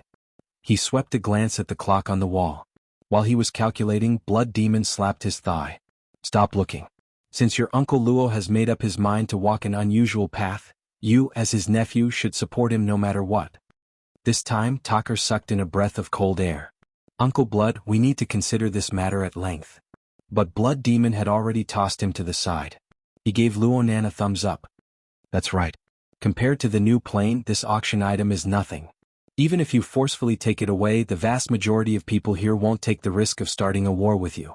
They won't really fight with you. This line of thought is definitely correct. Luo Nan shot him a glance and finally spoke. I didn't think that much. No. You need to think. You need to think more. You need to think more. Blood Demon's current mood was hypnotized. He began to wave his arm forcefully. It's not enough for you to think one level. You need to continue going deeper. After all, things like value may not always be considered on a rational level. Emotions and the atmosphere of the scene are very important. People who don't want to offend you won't get involved in the beginning. Who would be willing to bid against you? They won't be afraid of those who are your enemies. But what's the point of them getting their hands on it? With a demonic star like you shining high above, who would be able to restart their research in that laboratory in the wilderness? Therefore, I'm 90% certain that no matter how many twists and turns the process is, this auction item will ultimately fall into your hands. But the problem is that the most important thing is the process. It's the process of them torturing you. Luo Nan raised an eyebrow. Torturing? Isn't it torturing? You're thinking in emotional logic. Do you think that the people who will participate in the auction, the people who will oppose you, will be able to match up? Perhaps you can squash 99.9% of the people on the cruise ship like ants. But the remaining 0.1%, the few most decisive fellows, won't be able to do anything to them in a short amount of time. If you don't make a move, you'll be suffocated to the point of exploding. If you do make a move, there's not much meaning. You can threaten them and they can threaten you. Then, you would constantly lower your expectations and the other side would also gradually lower their claims. Finally, you would reach a plausible agreement. Then, you would discover that the equipment on the surface was actually related to the new plane. In this way, they have infiltrated your established position. Then, the roundtable conference that was interrupted a few days ago can be reconvened at any time. And you have already lost your front line. That's right, this is a complete set of negotiation tactics. They can't attack your physical body. At the moment, no one, at least the people opposite, you definitely don't want to start a fight with you at a time like this, when you have the resolve to fight to the death. But for some people who like to play tricks, destroying your psychological defenses while achieving their basic goals is also a glorious battle result. There were no fluctuations in Luo Nan's facial expression. Even if there were fluctuations, as long as Luo Nan didn't want to, Luo Nan wouldn't be able to see anything unless the Blood Demon stretched his neck all the way to Ban City. He simply said, Mr. Blood Demon, do you mean that if we don't want to do what they want, we should just ignore everything and start a war? The Blood Demon chuckled. Luo Nan laughed as well. Don't blame me for thinking too much. I can't help but think that if we really fight, it would be to your liking? This level of honesty was completely unable to pierce through the skin of the Blood Demon's face. Perhaps it had not truly pierced his thoughts. Luo Nan just smirked. You're saying that I want to see the world in chaos? Wrong. The truth is that you can't fight. You've broken through the small procedures of the auction, but there's a big rule waiting for you. It is the general principle of doing things in the inner world and even on Earth. It is a written or unwritten rule. Under normal circumstances, I will abide by it. The Martial Emperor will abide by it. Ouyang will abide by it. The other side will abide by it. You also need to abide by it. Do you know who made this rule? Luo Nan locked gazes with the Blood Demon. I don't think there are any rules. Oh? Haven't you noticed? Your ability, your influence in the current world under this set of rules, have yet to be fully revealed. The Blood Demon extended his hand and pointed at Luo Nan. His expression was solemn, as if he was speaking at the most authoritative award ceremony. You should be a great researcher who founded a new era. Ha! From the end of last year until now, your series of theories include the cage theory that reconstructs the sea of consciousness, the configuration theory that affects the autonomous cultivation of ability users, and the super configuration theory from yesterday. These should be able to quickly change the world, but in reality, how many people in the entire world know of you? Yes, 1,246,959 people. It's 960 now. Just kidding. Luo Nan smiled in all seriousness. I think it's probably everyone in the inner world. There's also a portion of people in the military, political, and business circles.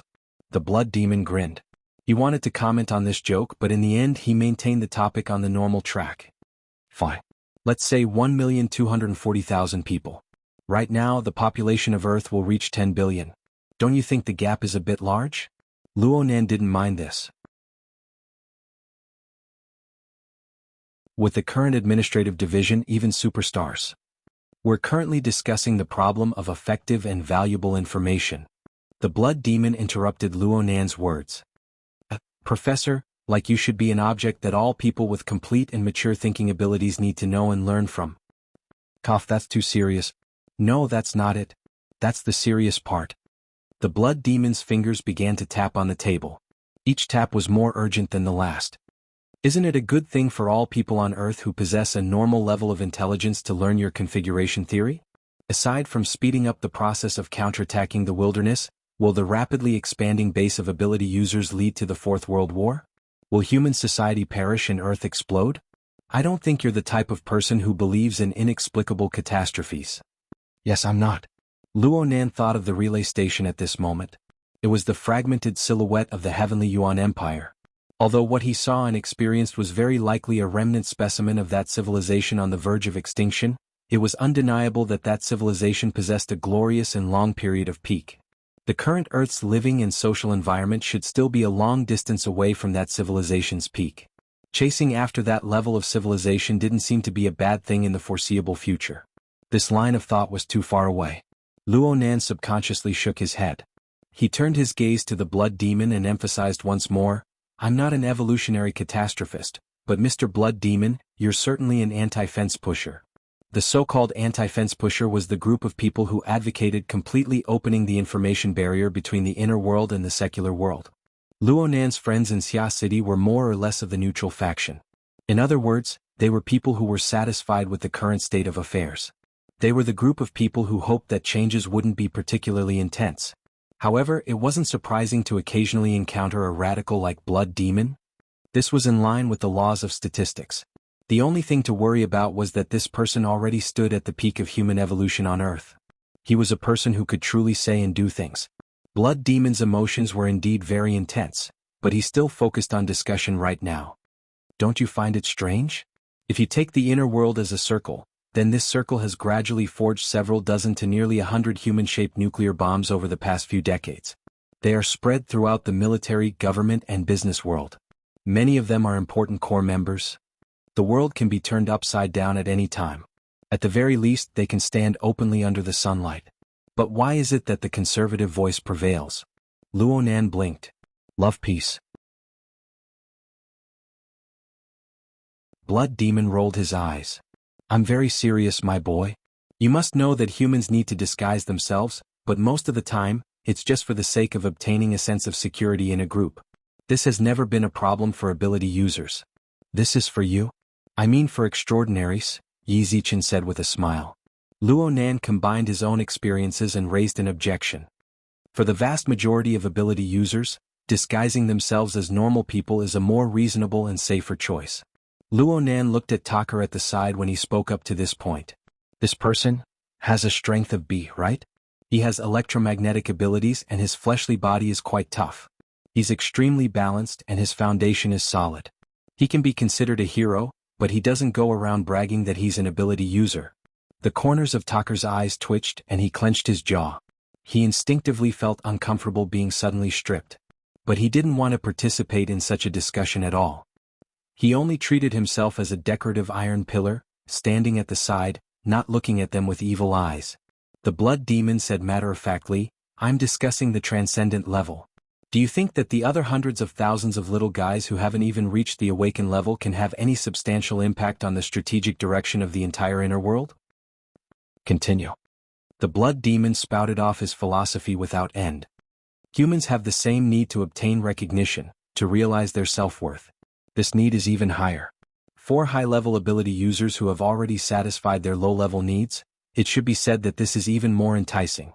So I believe that all ability users, or at least all extraordinaries, are essentially pushovers. Who doesn't want to maximize the influence of their capital? But why do these high-level ability users who play the most core role, these less than 100 extraordinaries, continue to suppress the high-level needs under the premise that the low-level needs are already satisfied? He didn't give Luo Nan a chance to answer. He directly gave the answer. This is because there are quite a few people among them who already have vested interests. Powerful social forces, social habits, social morals. Of course, there's also the powerful capital that flows through society. These people's ability advantages are realized in a timely manner, pulling them into the old system. Their present harvests have already exceeded their imaginations and pursuits of the future. They are already the drummers of the old system.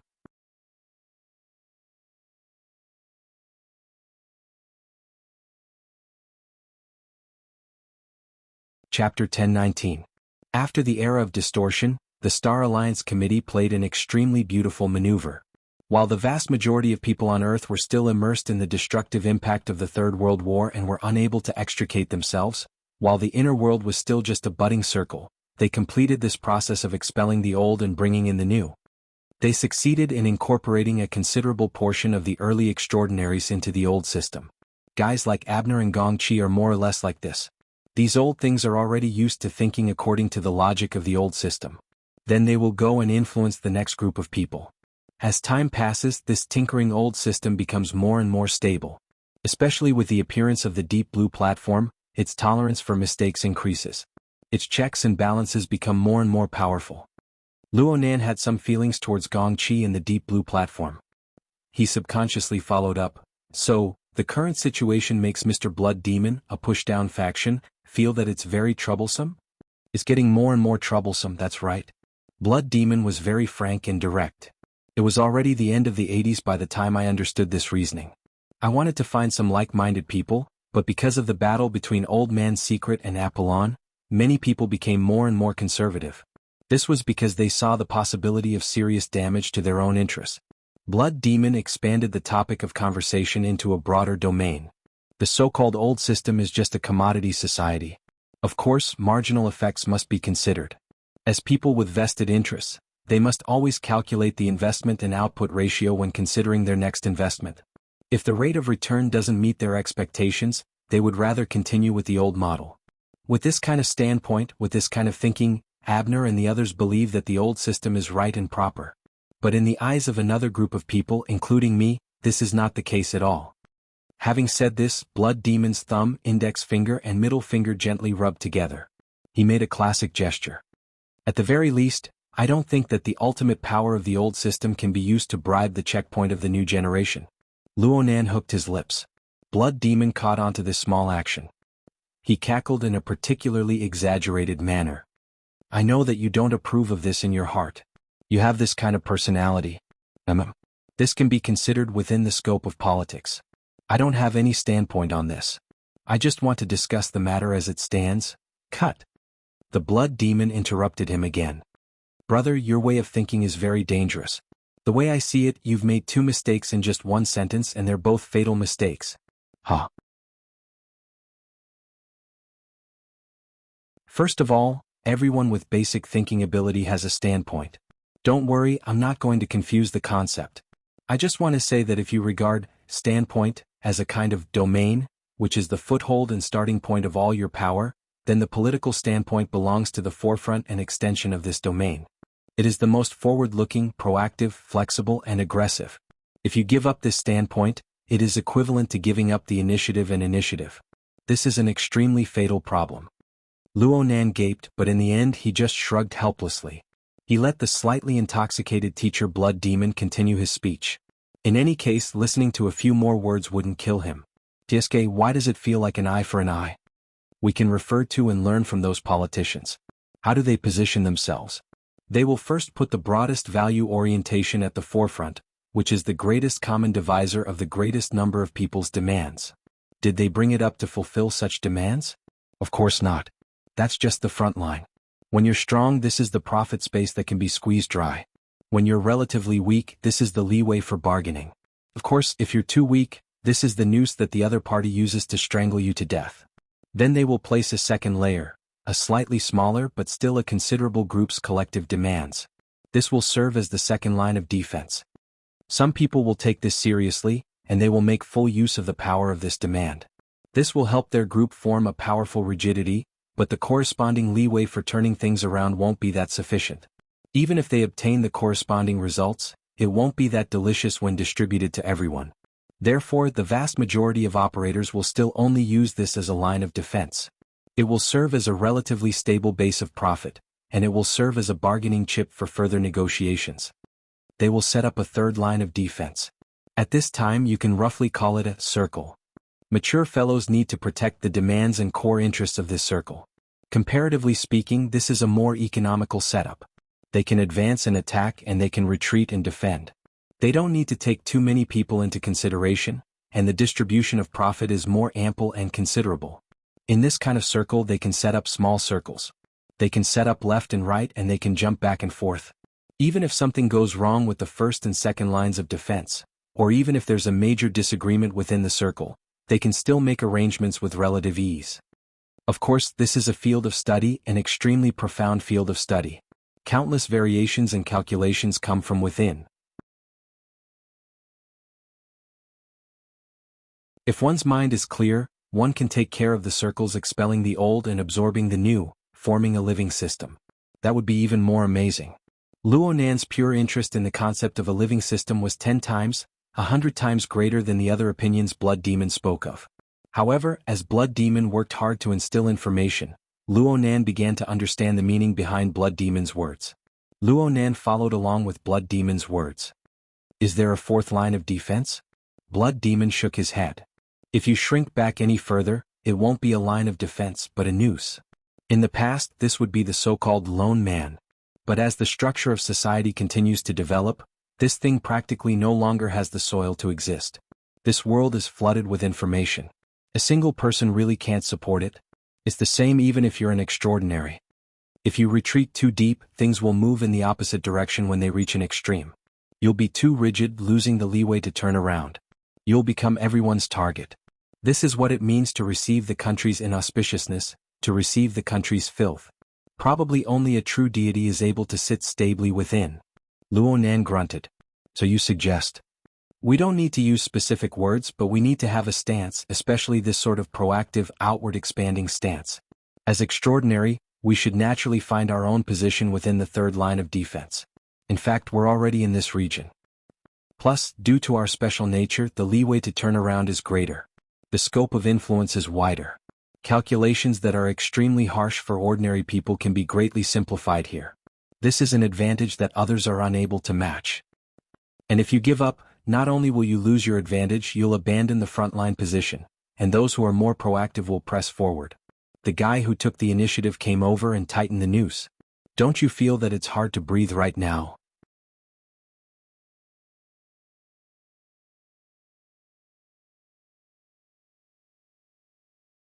Chapter 10:20. Luo Nan didn't immediately respond to Blood Demon's questioning. Blood Demon was afraid that Luo Nan didn't understand. He made circles in the air with his finger. Fine. Let's put it another way. Brother, how long has it been since you took the initiative in a series of situations? Have you ever taken the initiative to ask someone? Interfere with someone? Even if that person has nothing to do with you, it's just because they don't agree with you. They don't abide by the principles you desire.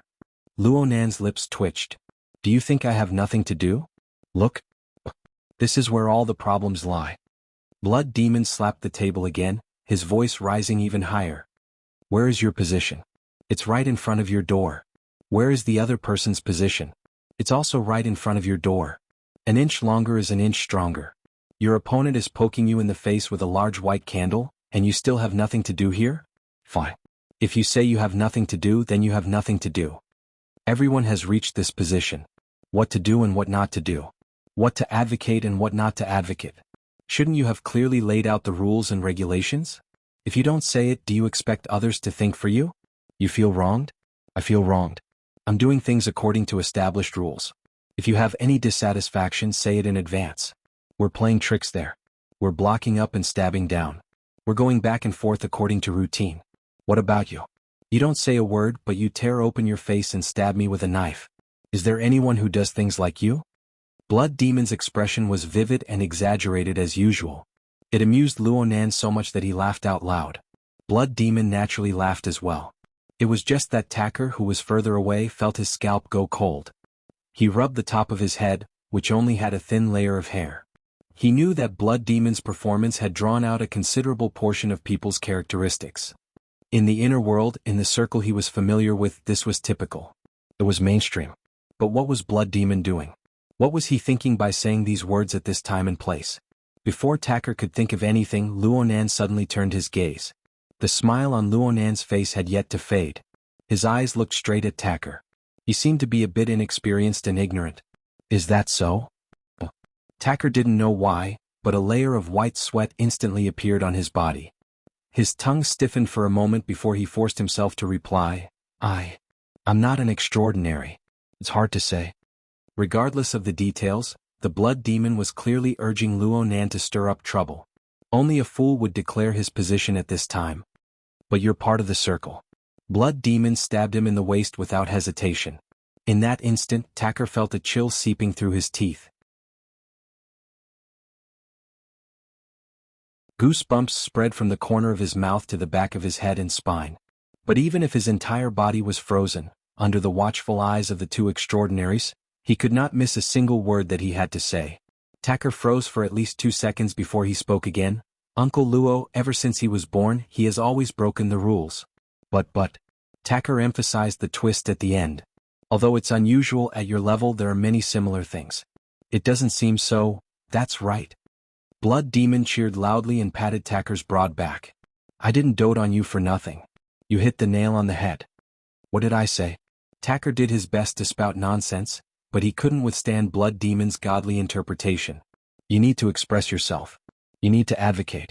You need to push your position as far away from your home as possible. Only when others are accustomed to your advocacy and have been beaten by your demands will it become a habit and conditioned reflex for you to push your position to the front lines. You will infiltrate the existing system with your rules. Luonan finally turned his gaze away from Tacker. He was a bit spellbound. He nodded slowly, but he shook his head in the next moment. I just want to talk about things as they are. That's the second mistake I just spoke of. Blood Demon hammered Tacker's back again. Tacker's eyeballs nearly popped out of their sockets, but Blood Demon didn't let him go. You can ask Tacker if you don't believe me. What's his first reaction when he meets someone who talks about things as they are? Where did this idiot come from, Blood Demon overstepped his boundaries and spoke the answer for Tacker. Blood Demon explained further under Tacker's face, which was as black as the bottom of a pot. Of course, this is for those incompetent little fellows. As for you, my boy, are you going to talk about things as they are? Talking about things as they are is the most terrifying, the most extreme, okay? Don't talk about the cause. Don't talk about the consequences. Don't talk about the tacit understanding that has been formed over the past few decades. Don't talk about the private and public interactions. Don't talk about the favors owed. You need to reach the most perfect state in this link. Because the perfection of this link is very likely to cause the entire situation that many people have worked so hard to design. Boom. Blood Demon raised his hand halfway. His 10 fingers spread open, making an explosive pose. This pose lasted for 3 seconds before he turned his head to ask. Do you understand? I do. Luonan's response wasn't discounted in the slightest. Whether it's configuration, creation, painting, it's all like this. In the superconfiguration theory, we must avoid excessive polishing of certain links. This is to avoid causing the entire system to collapse. Blood Demon hit his palm with his fist. Got it?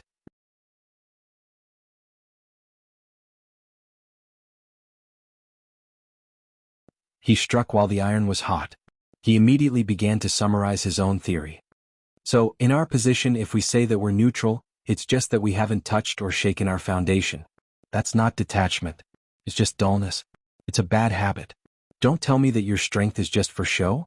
Don't tell me that you're the same as those ordinary people who rely on strict rules and division of labor to find a place to live in the corners of society. Your strength has already radiated into the public domain. Naturally, your willpower has to follow. You've already affected countless people. Some things need to be clearly explained in the public domain in advance, especially for those extremely sensitive and petty fellows. Only by explaining things clearly can we discuss, negotiate, and deal with things early on. We can adjust our advance and retreat.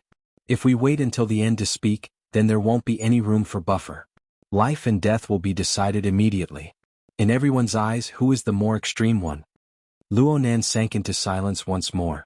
He stared at the auction page in the projection area. He didn't speak for a long time. Think about it, my boy. Water. Ah yes. Tacker reacted. He hurriedly poured ice water for Blood Demon. Blood Demon drank it all in one gulp and let out a long breath. Awesome. I feel like I'm saving the world. The divine radiance didn't shine down. On the contrary, the sky darkened. A thick layer of clouds covered the scorching noon sun, causing the brightness of the living room to decrease by quite a bit. The projection area was much clearer. It reflected Luonan's face, reflecting a glass-like luster. Blood Demon's gaze cut across Luonan's face. He turned to look outside the window. He seemed to be deep in thought. And at this time Luonan's voice traveled over. Mr. Blood Demon, do you have a more appropriate method of handling this?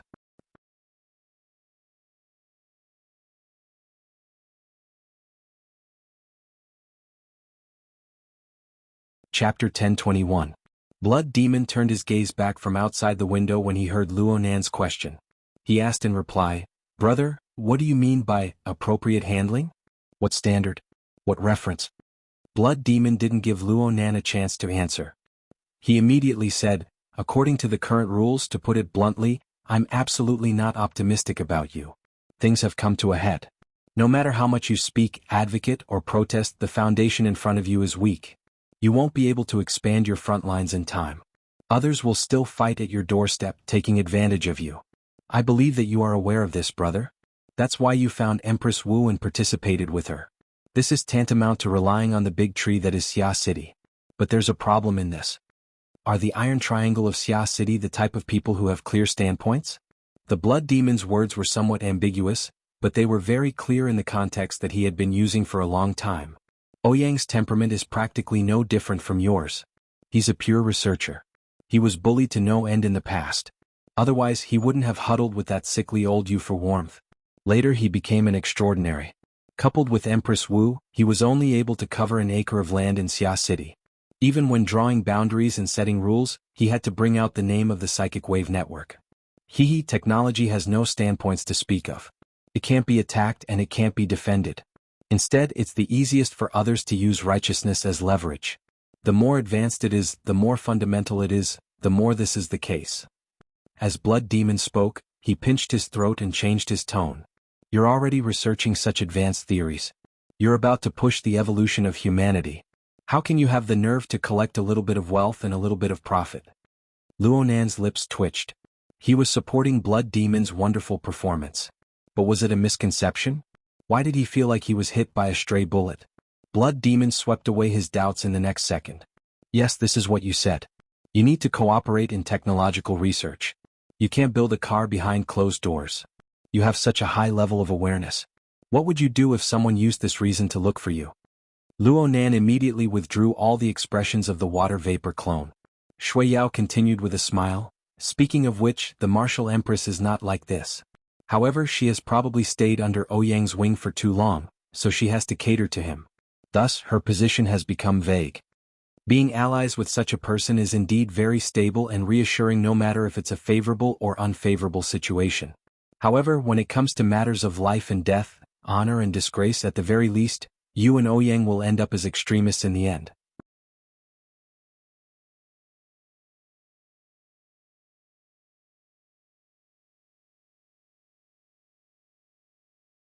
This wasn't some godly secret manual. It wasn't the truth of the universe. What value was there for him to learn and follow? What was normal in the eyes of others was distorted in the depths of his eyes and vice versa. When all was said and done, Zhao Duan was still that me. It was a coordinate system that spread out with a different me as the starting point. It was misplaced. Whether it was the relatively objective structure of time and space, or the relatively subjective flood of the human heart, they could all be described in this way. From this point of view, the standpoint and standard that Blood Demon spoke of, as well as the source of conflict that was pointed out, were the insights of wisdom. There were no problems at all. Luonan looked at Blood Demon. Blood Demon's eyes weren't particularly large and they weren't clear enough. They were a bit muddy. This made it so that all of his expressions weren't clear enough. Perhaps it was because of this that Blood Demon's tone of voice and body language were especially bold and exaggerated. Coupled with his outstanding conversational skills, it gave people a feeling of familiarity at first sight. But when their gazes truly connected, collided, and crossed swords, this pair of eyes gave people a different kind of pressure. It was a reminder, this isn't a good thing. In the past, Luo Nan's observations stopped here. But in this moment, Luo Nan discovered that behind these muddy eyes, there was still a radiance that belonged to the pinnacle of human evolution. Luo Nan suddenly had an idea. If he wanted to paint a portrait of Blood Demon, then he probably knew where to start. Blood Demon didn't know what Luo Nan was thinking. He had led Luo Nan in such a large circle. It didn't matter if he was tactful or shrewd. In the end, there would still be a moment when his true intentions were revealed. He felt that Luo Nan should have made his preparations.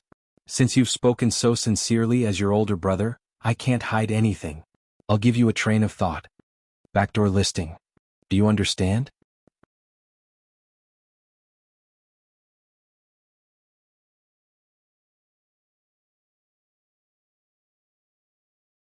Chapter 1022.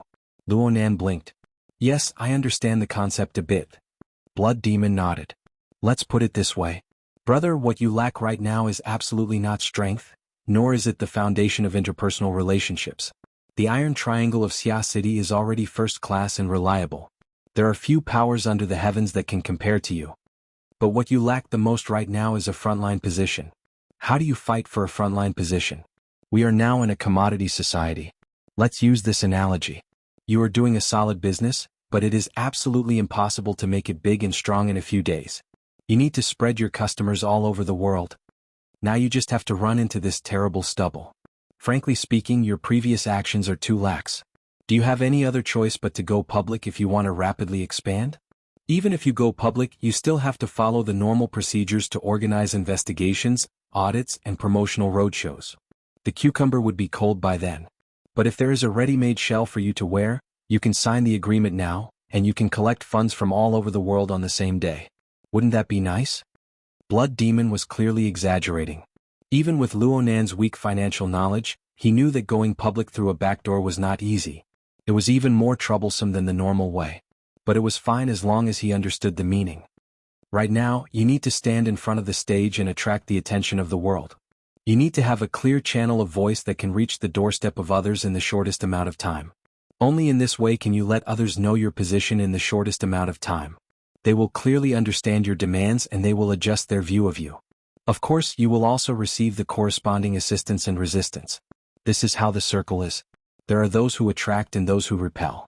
There are those who can cooperate with you and there are those who can't be dealt with at all. But no matter how complicated it is, this is the bargaining chip in space that you can truly flexibly use. Luo Nan really did understand. Blood Demon was encouraging him to put on a well-known shell. In other words, he wanted to join some organization and borrow the strength of the organization. But is there such a shell? Luo Nan could not even recognize 100 extraordinaries, let alone draw a circle among them and find a team. He was also very clear that the Blood Demon would definitely not speak without thinking after giving such a long speech. He was just waiting for Blood Demon to announce the answer. The Blood Demon, on the other hand, wished that he could break it apart and explain to him. Like I said just now, we'll find allies in circles. For people like us, it's much simpler on the whole. We don't need a complicated and rigorous structure, and we don't rely on each other too much. Under these conditions, 100 extraordinaries is actually quite a lot, so the circle in the middle is especially fragmented. There was still a mainstream. The current mainstream of the world was that bunch of archons of the old system. Most of them held positions in the Ability User Association. That bunch of presidents, vice presidents, secretaries, and deputy secretaries, if you beat them to death, there was basically no injustice. And I mean basically. On the other hand, branch presidents like Ouyang, who are stationed in various cities, have a more complicated character. There are hardcore supporters of the old system and those who benefit from it. There are also neutral people like Ouyang. Of course, there are also ambitious people.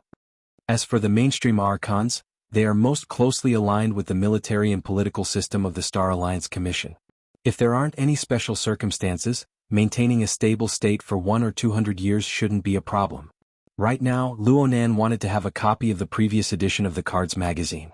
He wanted to see the ranking and background of extraordinaries and do a step further. He was already searching through the Hexier. But Blood Demon didn't wait for him. He soon made a further breakdown. If there's a majority, there's a minority. To be more precise, if there's a conservative, there's a young and vigorous. Within the current global governance system, there's also a countercurrent. The roots of this branch don't belong to the inner world. Instead, it's within the military and political system. Whether it's a competition for resources or a political power struggle, it's also possible that it's purely driven by ideals and missions. In any case, in recent years, a fairly strong power has formed within the military and political system, especially within the military. Joseph of Jupiter Base and Ndongxing of Anqing are both core members of this power. Their names are a bit childish. They're called the bamboo dragonfly. The meaning of this name is that they use extraordinary power as a handle to fully integrate the power of the inner world and the secular world.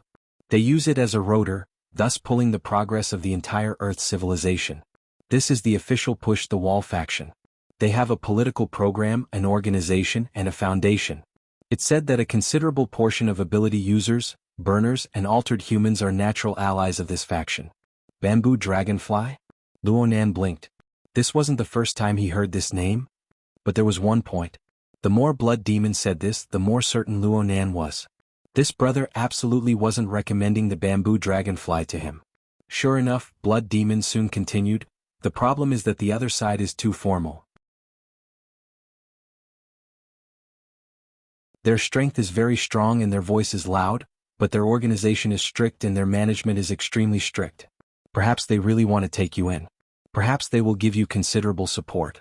But to speak through their channels, the other side will certainly have to weigh the pros and cons. It's impossible for them to allow you to act without reservation. Plus, if you join them, you will truly sink into the maelstrom of political confrontation. There will certainly be torment in the future. Speaking of which, they are targets that can be fought over in today's matter. You don't even need to open your mouth. There will be people who will help you as long as you don't play too excessively. In a practical sense, they are also archons. They need balance. Blood Demon's explanation broadened Luonan's knowledge, and it was also relatively objective. It was just that the circle was a bit larger. Luonan still didn't understand even now. Which faction or circle was Blood Demon recommending? Luonan asked if he didn't understand. He trusted Blood Demon's level of understanding, so he went straight to the point. From what you see, Mr. Blood Demon, what's the best choice?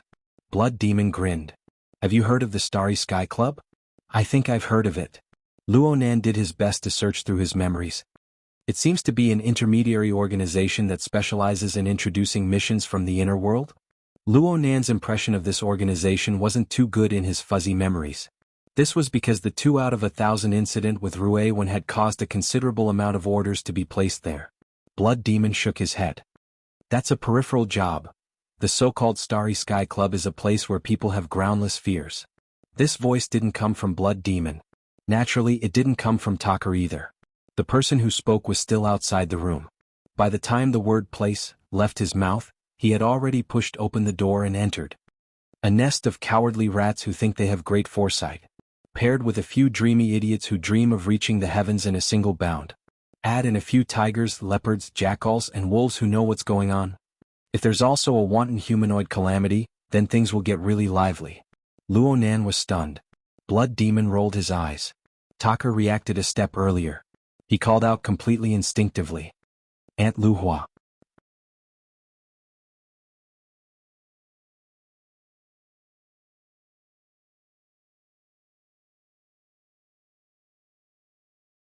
Chapter 1023. The person who came in wasn't tall. She was only around 1.6 meters tall. However, the first impression she gave others was that her figure was tall and straight. She was vigorous and powerful. The most eye-catching thing about her was her hair. It was a boy's buzz cut, but it didn't seem crude at all. It was probably because of her dressing. She wore a neat and valiant female slim-fit white suit. Only her chest was adorned with a muslin scarf. She absolutely didn't lack the charm of a woman, but her figure and bearing were the most prominent. She gave others the feeling that she was the fashion and individuality of a big city gold-collar worker. Well, the essence of creating such a feeling was still the face. The contours of this woman's face were relatively soft. It was a typical East Asian face. Her age didn't seem strong. The space between her eyes was quite wide. She was relaxed and magnanimous, and she was rather exquisite and pleasant to look at. It was completely impossible to tell that the sharp words just now had come from her mouth. Luo Nan sized her up, and this uninvited woman met Luo Nan's gaze with a smile. Her smile matched her face extremely well. It was candid and bright, so much so that the hall, which was dark due to the dark clouds covering the sun, instantly brightened up. This was a woman who made it hard for people to have a negative first impression of. Although her methods of entering the conversation were superb, Luo Nan couldn't really follow up. He just stood up politely and inquired. Let me introduce you. This is Lady Wan Luhua, the #1 teacher of the Secret Order. She is a world-renowned martial arts master. She is also the left and right arm of Lord Secret Order. The Blood Demon's tone also became serious. However, the woman didn't appreciate it. Her smile deepened a bit, as if she was purposely curling the corner of her lips. Only then did her bright face reveal a bit of cynicism. She's a contract worker. She signed a labor contract. She can't be taken seriously. It was unknown whether she was being modest or if she was hiding something. Blood Demon's skin had long since become immune to these things. He continued to worm his way into everyone's company. Luo Nan, Brother Luo, I don't need to waste my breath on this side. Those of the inner world who don't know him can all go jump into the Pacific Ocean. Brother Luo Luhua is a rare straightforward person among this group of extraordinaries that I know. She usually knows how to take care of the younger generation. Oh no, it should be. Before he could find the most appropriate words, Wan Luhua had already extended her hand in a natural and unrestrained manner. Luo Nan naturally had no reason to refuse. He extended his hand to shake hers. Once again, one had to be mentally prepared to take risks when coming into close contact with a transcendent. Different from the Blood Demon's aura, which was burning arrogantly all the time, Wan Luohua's aura was much calmer and more reserved. However, it was shockingly sharp, like a mirror that could see everything clearly. For an instant, Luo Nan was even able to sense his own reflection in the lake of the other's heart. This wasn't because his perception could already pry into the hearts of extraordinaries, but rather because the other party had a special method of reverse mapping. It was obvious that this was a powerhouse who had reached the pinnacle of spiritual cultivation. Even though it was only in the physical realm, it was not to be underestimated in the spiritual realm. Wan Luohua's gaze flitted across Luo Nan's face, a very spirited and very cautious lad. Young people should be like this. Only then will they not be hateful. Wan Luohua was a little old-fashioned, but she didn't seem to have any ill intentions. It was just that Luo Nan's level of communication was lacking in the end. His understanding of Wan Luohua was far too little. Under these circumstances, it was a bit hard for him to smile and say, "Nice to meet you." Wan Luohua smiled at him again and let go of him. She turned around and looked at Blood Demon. "You've called me all the way here to recruit new members for the club?" "That's right, it's only effective if 2 people recommend him. Moreover, Luhua, you've always been the easiest to talk to. Why not find Wu Ying?" "Eh? Did she pass the qualification check? I thought the old witch would stop her." "She has always been the club's top client, so there's no reason for her to be disqualified. Instead of worrying about that side, it's better to consider whether this young man who directly killed Jin Tong can pass. Killing the club committee member and then filling in the position sounds like a good reason to reject." There was a lot of information in their conversation. Luo Nan's gaze turned to Blood Demon's face. Blood Demon grinned, but compared to Wan Luohua's smile, the impression Blood Demon gave others was a mouthful of dense white teeth. "How about this, let me explain it to you?" Luo Nan shook his head. Of course he had to listen to the explanation, but right now he didn't want to deviate from the main topic. Compared to the 10,000 flowing flower, which still needed to be understood, Luo Nan and Blood Demon conversed more freely. "Mr. Blood Demon, your suggestion is to join the Starry Sky Club? Will joining it help me set up this so-called position? If you're thinking of going public through a back door, then where is the position of your esteemed club? Does it correspond with my position?" Honestly speaking, my first impression after listening to the 2 of you talk is that the opinions on this side aren't too unified. Let's put it this way. Although the members of the club are mixed in good and bad. Blood Demon's finger moved back and forth between himself and Wan Luohua. The rhythm of the coordination was a bit subtly chaotic, but Wan Luohua didn't seem to mind. The relationship between the 2 was indeed pretty good. Luo Nan divided a portion of his mental energy to evaluate the deep connection between Blood Demon and Wan Luohua. He only heard Blood Demon continue to speak. "But as long as you join this side, there's an early consensus. It's a prerequisite. Consensus? Including me? Of course. Brother, you can think about it. Think about it carefully. I say the source of Earth's supernatural powers is built upon a foundation of nothingness. There is no original root soil. The so-called source should come from outside Earth. Do you agree? Luo Nan looked at Blood Demon and Blood Demon looked back at Luo Nan. Wan Luhua looked at these two with great interest. 2 seconds passed before Luo Nan nodded and responded in a light and understated manner. It's quite reasonable. Whether it's reasonable or not isn't important. Blood Demon shook his head vigorously. Brother, I'll say it again. Whether it's reasonable or not isn't important in the slightest. Look at the political activities from ancient times to the present, especially from the modern era to the modern era. There are also the archons who maintain the old system. These political animals never pursue reasonable. They only pay attention to compliance, conforming to the rules they set. The mainstream power, the mainstream ideology, and the mainstream rules dominate everything. The problem is, brother, you have no chance of entering the mainstream faction right now. At least for tonight, you are destined to be a minority. How will the minority construct their own position? Of course you need to have strength, but in a situation where both sides are on the nuclear warhead level, strength is no longer important. You should have seen the news. In the parliament, in all sorts of public political situations, who are the most memorable? Blood Demon asked and answered his own question. He quickly explained, aside from the archons, it's those guys with loud voices, long arms, unconventional ideas, and the most adept at attracting attention. This isn't enough. Who's afraid of who when it comes to pure loudness? In the end, numbers hold an advantage. Then, to add more weight to this, we need to look at those who have the ability to take direct action. Not only can they roar, they can also make a move. Clowns? Luo Nan's response was purely instinctive.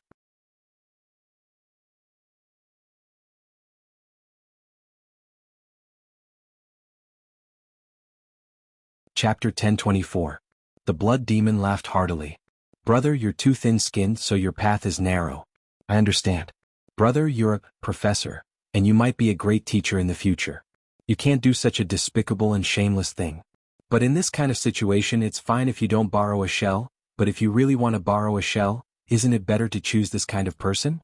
At the very least, it gives people this kind of feeling? Luo Nan looked towards Wan Luhua. He activated his soul and asked, is the Starry Sky Club like this? The latter smiled and shrugged. Hey, look here. Great teacher Wan treats everyone like a contract worker. Ahem, of course, that's because she's focused on teaching and is fair and objective in her actions. Whether it was sincere or pretentious, it was not hard to tell that the Blood Demon was somewhat wary of Wan Luhua. Therefore he chose his words carefully. Of course, we definitely don't want to fight in front of everyone and make a fool of ourselves. You also know that people who do this are mostly those who have empty brains and can't come up with any useful or feasible ideas. They can only go for the bad things. We're different here. What kind is that? Ever since Wan Luhua walked in, everyone in the room had been standing. Luo Nan didn't have any intentions of sitting down and having a long chat. It didn't matter who it was right now, it was time for them to reveal their true intentions. Mr. Blood Demon, although I don't have a deep understanding of the big picture and the Starry Sky Club. But from what you said just now, I have a preliminary impression. It seems that your club is not a particularly secretive organization, nor is it the circle you mentioned? Lord Dent's contract, Ms. Wan Luhua, you, Mr. Blood Demon, Necromancer, Emperor Wu, and Jean Tong. I'll believe you if you say that you're just having tea and chatting with each other, but you're still far away from forming a political group that cooperates with each other and has a clear front, right? You've spent a lot of effort to instill in me that what I need now is a front line that can wrestle with the mainstream archons of the old system, a ready-made space to maneuver. I think this is a very good suggestion and very enlightening. I'm willing to believe that such an approach is effective. But when you're recruiting, you have to point out to me where your club's position is. Is it really useful to me? If I join this group, will I be able to gain your support? How many people supported it? How far can it last? Luo Nan's continuous barrage of questions was unable to break through the defenses of the Blood Demon's facial skin. The Blood Demon maintained his smile and shook his finger. Brother, what I've said is just an ideal situation. Think about it, on Earth now, 88 large cities are practically autonomous. The Star Alliance is nominally in charge of the world government, but in reality, they only have the resources of T-City and a few other limited cities. There is also the Air Force, which is considered a hard commodity, but there is no unified coercive force at all. In such a scattered situation, according to common sense, everyone should be blowing their own trumpets and singing their own tunes. Inner worlds, ability users, extraordinaries, all sorts of similar concepts could be found in any random city. With the current information dissemination capabilities, how many days would it take for it to spread to the entire world? But the reality is that up until now, there is still an incorporeal and sturdy high wall between the inner world and the secular world. The dissemination power of the information age has lost to the authority barrier of real society. The SCA has divided society, and a higher level power controls the SCA. There are also layers upon layers of media machines that seep into people's hearts. They deliberately mix supernatural powers with the wilderness, distortion, and other concepts. It makes the billions and billions of Homo sapiens turn a deaf ear to the supernatural events happening around them. So much so that from the day they become sensible, they lose their ability to judge and explain relevant events. What does this mean? This means that the archons of the old system occupy more resources than you can imagine. The things they do are more resolute, strict, and thorough than you can imagine. They are the true mainstream. A powerful alliance of interests that has never appeared in human history. They are an effective combination of politics, military, capital, and the strength of extraordinaries. It is very difficult for any opposition to emerge under this mainstream power. The bamboo dragonfly that I just spoke of is a countercurrent that has split off from within the mainstream power. In essence, it is still a part of the mainstream. Therefore, it is an impossible task to find an opposition party that can emerge, that dares to emerge, that doesn't get smacked to death after emerging. In this world, there is no such thing as a ready-made pie that is delivered to your mouth. Luonan didn't get angry when he saw Blood Demon go back on his word. Blood Demon was only making a suggestion. He didn't really want to jump out and be the savior of the world. Moreover, Blood Demon's speech gave Luonan a deeper understanding of the situation he was currently facing. He listened very patiently to Blood Demon finish his lengthy speech. Then he raised his eyebrows and asked, "So, in the end, I still need to make a pie on the spot and dig a position, right? The only difference is, do I dig alone or do I dig with you guys?" Bingo! Blood Demon used two methods to express his praise. One hit. Luonan still didn't get angry, but he couldn't help but roll his eyes. "Then how many people do you guys have?" "The ones I heard just now. They might not be of one mind." Blood Demon didn't need to respond this time. Beside him, Lady Wan Luhua had already given an explanation with a sneer. Blood Demon maintained his smile, his face beaming with happiness. "Brother Luo, do you still remember? I've said before that formal occasions can't decide big things. Only special small circles have the power to decide and lead. I've also said that compared to the traditional circle of ordinary people, the circle of human nuclear weapons like us will operate more simply, and there will be fewer necessary members in a circle. For a circle like this, nearly 100 extraordinaries from all over the world are clearly too many. Let's take the most active ones. There are over 50 of them, which is also over the limit. And these people are destined to not play together. Therefore, it wouldn't be strange for over 50 people to form 7 or 8 circles of varying sizes. Some of these circles overlap with each other. Or maybe. Within these dozen or so circles, the vast majority of people are in the comfortable circles of the old system. They don't have any thoughts of change. They influence each other. They are interlinked. They are interlinked. The remaining people have ideas, drive, courage, and are willing to form circles. You can find 3 to 5 of them. This is already quite an astonishing scale. Isn't that right?" Luonan nodded. Blood Demon's mouth was really amazing. No matter what was said, it was correct. However, Luonan finally grasped the core of Blood Demon's thinking after this long conversation. "I understand now. The so-called backdoor listing isn't just you wanting me to borrow the shell of the Starry Sky Club.